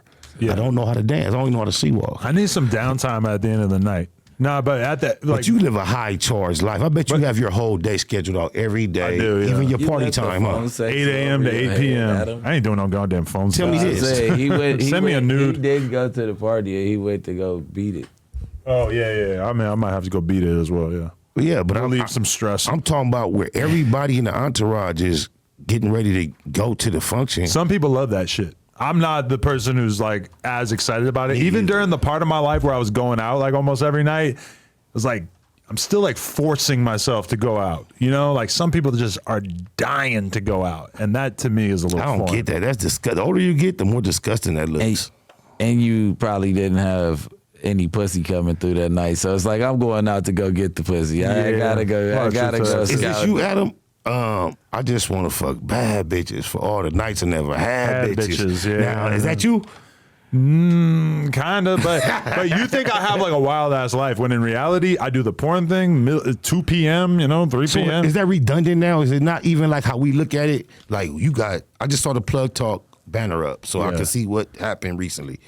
Is it just like, now that's a job? It's not exciting to you? I've had weeks where I had to fuck, like 5 new girls, and it's just kind of like, I could imagine. By the time you get to the 5th one, it just does sort of get a little like, oh god. But then I could take like a couple of days off and be back at it and be like, hell yeah, I'm back in it. Like, it's like, it is like the one thing that like kind of never gets old, but I've done it so much that sometimes it does get a little old, It's almost like a Tom Brady in the third quarter down by 15 or down by 40 and they're not going to win. Yeah. I've done this before.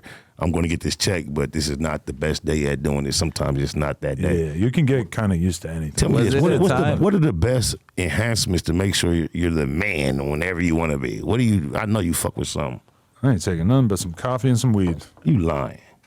And mango. And Mango RX. Shout out to our sponsor, Mango RX. Yeah, and you just knocking shit down for pay. It's like I was born to do this. Was it ever a time in a 22ster's life when you never had bitches? It had to be. That's why I asked him about that. No, this is a fly guy. He's a. But there's definitely for sure because like when I think about the time period, oh man, I have a mental image that like really stuck with me. It's because I remember like 2014, I was traveling so much all year that I would only be home like a week at a time because I was on all these BMX trips. Monster was flying me all over the world and shit. Monster Energy, and like I would get home from the trip. And I'm in town for like 4 or 5 days, and I'm like so horny that my dick is about to break out of my motherfucking denim. And it's like I don't even have bitches anymore because when I'm on the road, I'm not even talking to anybody back home. That happened to me when I went on tour in Europe. I came home like, damn, where are my bitches at? Yeah, wow. And when I think about that now, I'm like, damn, that's a reason to get a prostitute. Because when you like really feel like you're gonna shoot somebody if you don't nut, that's when it's like you gotta, it's probably worth the $200 or whatever more pussy costs these days. No, you when know? no, that's Anywhere from 40 on up. Well, I ain't fucking no $40 pussy. I don't know. better It'd not. be, hey, She gonna look like you. hey, nah. No It's a offense. fly 40. So you saying you wouldn't take me down, bro? I like you more as a man than as a woman. Yeah. If you were to become trans, I don't know if I would be nominating you for any beauty pageants. No, This is that respect you're talking about, it's right? a- No, cool. yeah. Like, It's a- that's your brotherhood. Now I done been around the block a couple times. I done caught some cool 40s back in the day, man. No, I yeah, done back in the caught day, some but cool inflation causes 40 not to be what it used to be. 40s. Yeah, I mean, so 80 ball. There you go. Yeah, $40 now is like fucking, It's not- $5 back in the day. Like that's a tip. Yeah, bro. They can't That's for the ballet. on Fig. They sucking something for 40 right Hey, now. you remember when Ice Cube was talking about Fig? It was like, hey, but how much for head? He was talking about strawberries. Now on Fig, you see the bitches that look like they fresh out of. What's out of Vogue Have magazine? you driven down Fig recently? I've seen so much of it on TikTok. I don't feel like I need to go there. You've driven. You've driven. Yeah. Basically, yeah. Bro, Flew a drone? No. No, I just watched that shit on TikTok. Nah, I love it. You seen the drone that was chasing? I want to do a skit with me and Lena where she's walking down the street in a full hoe outfit and I'm posted up looking like a pimp or something. We let's should go. do it on Fig. I don't know if I want to do it on Fig. I might just pick a random street in the valley. No, and act like it's Fig. we had the big guys taking out to Long there. Beach. We're taking to Long Beach Boulevard. That's like a baby Fig. Really? You ever been to like Swifty Blue didn't want to bring me there the other day. Where? We To was Long gonna Beach go to- Boulevard we when we were tried to looking go for some. to the Blade. We were We like, were show us some to- prostitutes, and he couldn't really. I don't know. No, I'm gonna tell you He's a little on something. edge. I don't know Swifty Blue from Paramount. Yeah. I don't know much about him, but I think from Paramount. But that's a little different distance from Long Beach Boulevard. Okay. So I, that was just like, the closest stroll that he could think of. It was. That's the one. It That was like, yeah, that's right there. he said like 10, 15 minutes away. Yeah. We went in politics with some crackheads instead. Yeah. They didn't use that footage No, yeah. Oh wow. because we probably looked too crazy. You know they don't like disrespecting. Adam, what's your interest in celebrity Black, boxing? right? You got any interest in that? I've thought about it because I'm real on the fitness grind now, and it would be fun to like get paid to have to get in really good shape and shit. But then at the same time, I don't really feel like I got no hands, which I probably shouldn't be saying because A, people are gonna test me, and B, that's not gonna make anybody book me for the fight. But I'm not really like I don't look at you. I've been in the last 10 years. I've probably been in like 2 fights, and they were like 10 seconds. I think I don't- overthinking the hands. Yeah, for sure I'm Once you overthinking go it. But there, I'm not looking at you as a combative. I'm looking at you as a brand and a platform that can create no jumper celebrity boxing as a brand, a continuous reoccurring thing, because you have the influence, you have the network, and you have the ability to create a platform that any and everybody that is willing to participate would love to get in a ring with the big ass no jumper circle on the floor and Adam be out there promoting the fight. You can afford to get, what's the boy name? Say, are you ready to rumble? Bruce Buffer. You can create something similar to what they have in the UFC or something for our culture. On my mama. You can do that because you can make it prestigious. And you got all the professional. controversy right here. And a lot of controversy. comes Cartoon through and here. 600 is boxing on my card real soon. Who you got? That's the cartoon 5'3" guy. Yeah. He from Avalon, East Side Avalon. 53rd. That's crazy because I didn't even know about him until I interviewed S-Bone, rest in peace. And then I was asking, or wait, was it him or was it G-Face? No, I think it was G-Face, right? Oh, he went through the whole shit with G-Face. So it Yeah. probably was They had a whole G-Face, beef. yeah. I asked him about it, right? So I didn't even know about him before that, but I haven't I don't know his measurements or like what he might look like. So I gotta Okay, hold, pause. stand up real quick, Pause. So, no, stay right there. Just imagine about 10 years older, maybe even 15 years older, and just a little thicker. Okay. But exactly like that, but just a Well, I little- watched the whole video of him talking about back in the day how he went to a restaurant and a bunch of bloods pulled up on him and pulled guns on him and he had to fight like 10 look, dudes. when It was you- a crazy story. Anybody in the world except like, what's the nigga, Jaleel White? Them the only type of people that's gonna see cartoon and feel like, I'm finna fuck him up. Oh, he's a big guy. Okay. What? Solid, sturdy, happy, You got something confident, under the hood? not You got nothing up under there. Nigga. That shit gone. What? Man. Hey, tell me that. Come here real quick. That shit If gone. Adam would establish something like no jumper, celebrity or just hood boxing, would you be willing to get in the ring, cuz? Nigga, I'm near. You feel me? I'm near. Small purses to where it could be an escalating. We could do that too. Yeah, there you go. Yeah. Don't act dumb. Like, cool. I did what you guys did. Yep. 2 fingers and a thumb. Don't Nah, act you dumb. good. Tell me this: was the dude, famous Rich, really mad at you, or was that acting, bro? It's the magician's code. I don't know if I should reveal the secrets Don't do it. of the My business. bad. Yeah. Don't do it. Don't do it. Yeah, I didn't know he was at Universal Studios. My bad. I will say though that while that was taking place, I was just as confused as a lot of people who are watching it. Well, I want to salute your poise and just sitting there and not overreacting, because I seen when the boy threw the drink on you, you kind of jumped up and you didn't know. But this time, that's why. Only reason I questioned was it fake, because your reaction. You know what else I noticed? 2018, you was a different dude, homie. Why? When I sat across you like this, you kind of sat like this in your seat.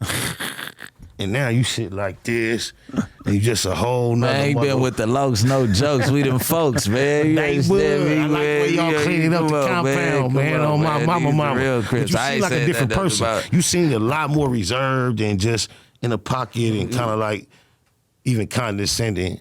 And now you seem a little more, I don't know, confident, more.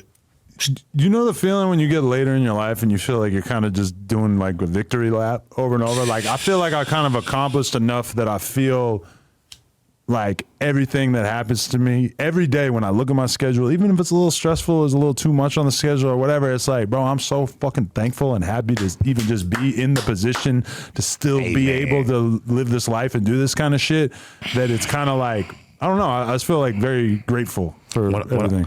I can't believe you. I can't believe you finished with that word, because one of my phrases, like on my mama, and keep it a Google and facts over feelings that I coin, is GITA. It's an acronym, GITA, for gratitude is the attitude. No matter what we up against, we maintain gratitude. So I love what you saying, because you got to stay grateful. On my mama, GITA.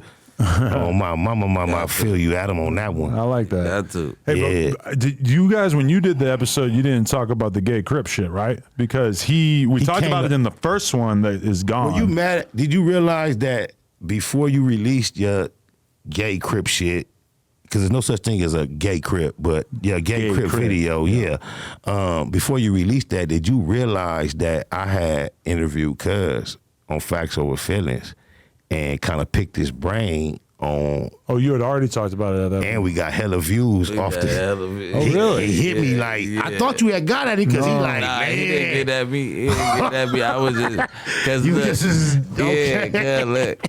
So what it was, we was talking about it, right? And the interview hadn't dropped yet. So I was talking to him, but I'm like, hey, is the interview gonna come out? And I tell him, before or Alex is so afterward? late. I say, it's always a delay. Don't worry about it. He's so slow. So I get into it. I'm like, cause the interview will be out by now, so then I can talk about it. So we chop it up, and Alex motherfucking ass goes and clips that shit immediately. I ain't gonna lie, though. I ain't gonna lie. I got to Alex like, man, hey, that's the hottest shit right now. I need a clip. He like, bro, Alex told me, like, they haven't released the whole interview. I'm like, oh, okay, I'll leave it alone. Let me see 2 more clips. They did. They made 2 more clips, and I text Alex like, bro, it's released. And then he shot it to me. I'm humble. You go look at my channel, that's still the biggest numbers I done did in a long time off that clip. So Cuz seen it, he like, bro, why you whoop-de-whoop? So I thought you had got it. I'm like, yo, what's up, bro? Why you? But yeah, it wasn't. He kind of like put his flag down. He said he ain't really doing the Crip thing. That's what He was trolling in the first place. Yeah, and I understood that. I overstood that. I understood that. And I understood why the homies was comfortable entertaining the conversation. Although I want to put in a disclaimer, I personally would not have done it. Right. I don't know if it was a request. I know it was a request. I know they wasn't forced to do it. They thought about their whole manhood, their intelligence, they cripping. They did that. I wouldn't have did it, but I don't knock them for doing it, because I know how big the world is. I understand, understand what's going on. I appreciate that they wasn't. And to the world, Adam did not put that interview. He didn't try to put us in the I room knew with it couldn't that have dude. been He that. did not do But that. people would like to think that now you're manipulating them to go against their morals and principles by doing things they wouldn't And normally they do. was saying that he put a gay Hoover that looked like Trill here They on didn't purpose. figure out that Was that he was really a connection? No, they didn't know that he was like saying he was a Hoover or anything until like 5 minutes before they got on it. camera. Right. And and I have no interest in trying to fuck with the Hoovers or diss the Hoovers. There's like literally one Hoover that I've had any kind of issues with. Well, I guess two if you want to call it the white boy, but it's like I don't fucking have any interest in that. Did you see King Yeller react to your video with your boy that I just asked you about? What, the gay crib thing or No, yeah. I didn't see it, but I saw the title, and it's just King Yell is another dude who's just had his brain infected by the cloud and the content, where he's just he's just looking for something new to talk about every day because he's got to be making content, and so he's taking a conversation that was kind of obviously a joke or whatever, and like think about what these fools are choosing to get offended by. I said that the average gang member in Chicago hasn't been on a plane. Has not been on a plane. Doesn't have enough money to get on a plane. You didn't say the money part. I was listening. You let them accuse you of saying money. You never alluded to money. All you said they had never been on a plane. Right. You never said nothing about no money. They brought that up like, oh, what you mean, gang? Nigga can't afford. And then I remember when he asked you that, you didn't check him on. I didn't say he can't afford it. You just accepted that you said that, but all you said is the average person from Chicago never been on a plane, just like the average nigga from my hood, from First Street to all of them. Right.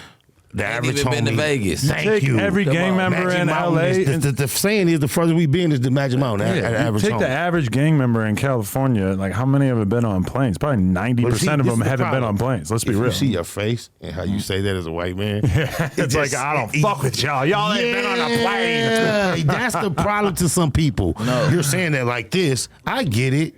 I grew up from 7th grade to 12th grade commingling with your type and others in school. And we disagreed, we misunderstood each other, we prejudged each other, which is the the base word for prejudice. Yes. I got a lot of white friends. The average person that we're talking about that might not have been on a plane haven't had that experience. Yeah. Right. But this is my thing, is that I say something, I have an opinion about something, and this happens with people in LA, this happens with people in Chicago, whatever. I have an opinion about something, and then people respond, and their way of reacting to it is to basically tell me that either they're going to beat me up or that someone else is going to beat me up. How many of them have actually delivered? And exactly, my thing is, do it. How many times? Try it. Can I ask you a question? Do it. Can I ask you a question? Just do it. Can I ask you a question? But you're not going to impress me, or you're not going to win any points by telling me that somebody is going to fucking kill me. Selling wolf tickets. Okay. You do it. How many times has your boy declared that's the last thing that's going to happen with him and another person, and it never has happened? Who? Ho No 100. Oh, wow. That's all he ever talks about. Is the squabble. And how many have he had? Seto, I don't know. Zito, Zilch. You know what I challenge you to do? They try to act like I be on the internet talking shit, talking tough. I challenge any nigga to find, I have a lot of talk time calculated on the internet. Find me talking about a fight that hasn't already happened. Find it. I challenge anybody. Find me talking about, come on, find me talking about, I got some gifts for y'all. Ooh. Ain't this how you go on talk shows, the people that gifts, bring gifts? Sounds like a great idea, yeah. I hope it's the one you got on. Oh, I thought he was going to have some peas in there. I got you, though. Here, Brick Baby, take these All somewhere. I need is, Oh, shit. I want to see y'all at least in one of them at a time undesignated. I'll rock the Baymac merch. Shout out Baymac Breeze, Baymac Street Weird. Man, Thank you. Shout out Get it. Baymac. And then you do Plug Talk. Somebody that you interview on Plug Talk can wear that one time for me. man, She look can at cut that. it up, tie it in a knot, whatever, make it a cleavage show. I'm with it. Let's get it. Thank you, sir. Thank you so much. Thank you, sir. And there's, you know what? There's ownership options available in the whole situation. So you dig a lie. You want us to invest? Yeah. But you never told me who you got cartoon of 600. See, I haven't seen cartoons. 600, big ass dude. I know he got a lot of experience beating the shit out of people. So I'm definitely Does he? well in the boxing ring, right? I don't know about his street career, but he's done a lot of boxing matches, right? That's my brother. At least 20. I see the boxing. But he matches, said he though. started that 20 after 2 sparring sessions. Yeah. So you're a worldly man. Start doing your real mathematics. I'm not knocking the homie, but I'm talking about in projections for a fight that I'm promoting. I'm just curious because at first, when I heard 600 professional boxer, I automatically calculated a whole lot of experience with that when I gave my projection. Now that I'm more familiar with his experience, I don't know if I calculate that as much as an advantage. 600. I'm just saying. Yeah, because it's like I mean, we gotta dig into. He is a professional boxer. He does train professionally. That chose to go professional after 2 sparring sessions. Has had 20 bouts. If you multiply the amount of rounds, because some of the fights that I've seen have ended quite quick. So I'm not sure how much experience you actually want to calculate. I like it. Oh, my mama. Because I thought the homie was a lot more experienced with the way it sounded. Yeah. So I kind of thought he had an edge. He got a little bit more technique to work on. I believe so. Only thing that makes me think 600 is going to handle himself well is his level of confidence. Yeah. I don't want, unless he's going to shake us or just don't show up that night, he must have something up his sleeve that we not aware of, because he's so fucking confident. When you look at cartoon, you see whether 600 is bigger. If you look at them together and feel and judge the energy, you see a advantage with cartoon. But 600 is like oblivious to it, apparently. Why? Where is this taking place? I want to be there for this. You want to be there? I can have you there. Sounds like a great time. You hear the name Donald. Remember that name. Donald. I'm going to introduce y'all to Donald. Okay. Can you mark this date, October 26th, the evening? Yeah, I think I'm already familiar with the date. Okay. October 26th, Orange County Fairgrounds. If you guys would be my guest, I would love for you to be my. Yeah, but the fight not to December. But I would love to introduce you to the people that are going to facilitate the fight on my behalf. Okay. And then the no jumper tickets. The people that I'm going to introduce you to, they are responsible for not only a football arena league, they have a roller derby league, they have a MMA league, and they have a boxing league in Orange County, in the very affluent section of Orange County. And this is the people that we're politicking right now. So I would love for you to have a date to be their guest in their suite on the Orange County Fairgrounds at a session of fights on October 26th. So I'm extending that invitation to you. Yes, sir. I'm open to it for sure. I'm All right, open to it also. Yeah. So while we on the subject, right, and I know you don't talk about homies like that or whatever, right? I'll let you put me on the spot, because you know you did this last time and got me in some, but go ahead, do me. Pause. Pause. This is my big brother. This is why I do cuz like that, because we talk like this every day. I ask cuz questions. Yeah. I get advice from And cuz. I appreciate being challenged, because iron sharpens irons. Go ahead. Because listen, right? All right. I'm going to start off with, I ain't going to hold it back. I'm going to start off with you in the position of Wack. Then I'm going to go to you in the position of 600. No, I'm going to do it backwards, because, all right, so start at 600. Would you, as a homie? So never. You know what I'm about to ask you? Never would, never would you will. post something like that? No, I like the way, when you vocalize that point, no. Let me say it for the fans. Yeah, go ahead. All right, so if you were from an area or belong to a record label, we're going to use record label because, whatever the case is, and it had dealings with somebody that didn't get along with somebody from your hood, even if you wasn't seeing eye to eye. F-13, you get what I'm saying? Yeah, like, but not even that. He had a personal issue with, like, damn near Big Spider. Okay. You get what I'm saying? Right. Like, damn near, like, you know what I mean? Right. Like, or one of your cousins. You get what I'm saying? Right, say that. But you doing business with him. That's cool. Everything cool, because a man is a man. You can't tell him who to choose, whatever. Would you ever load up on the internet and team up with somebody that's not getting along with one of your homeboys and make a public post? I would never, ever, ever, ever, ever, ever, ever, ever, ever, ever, ever, ever, ever in my life speak against anybody from my set section online until they speak against me. Never have, never will. And definitely not with a nigga from...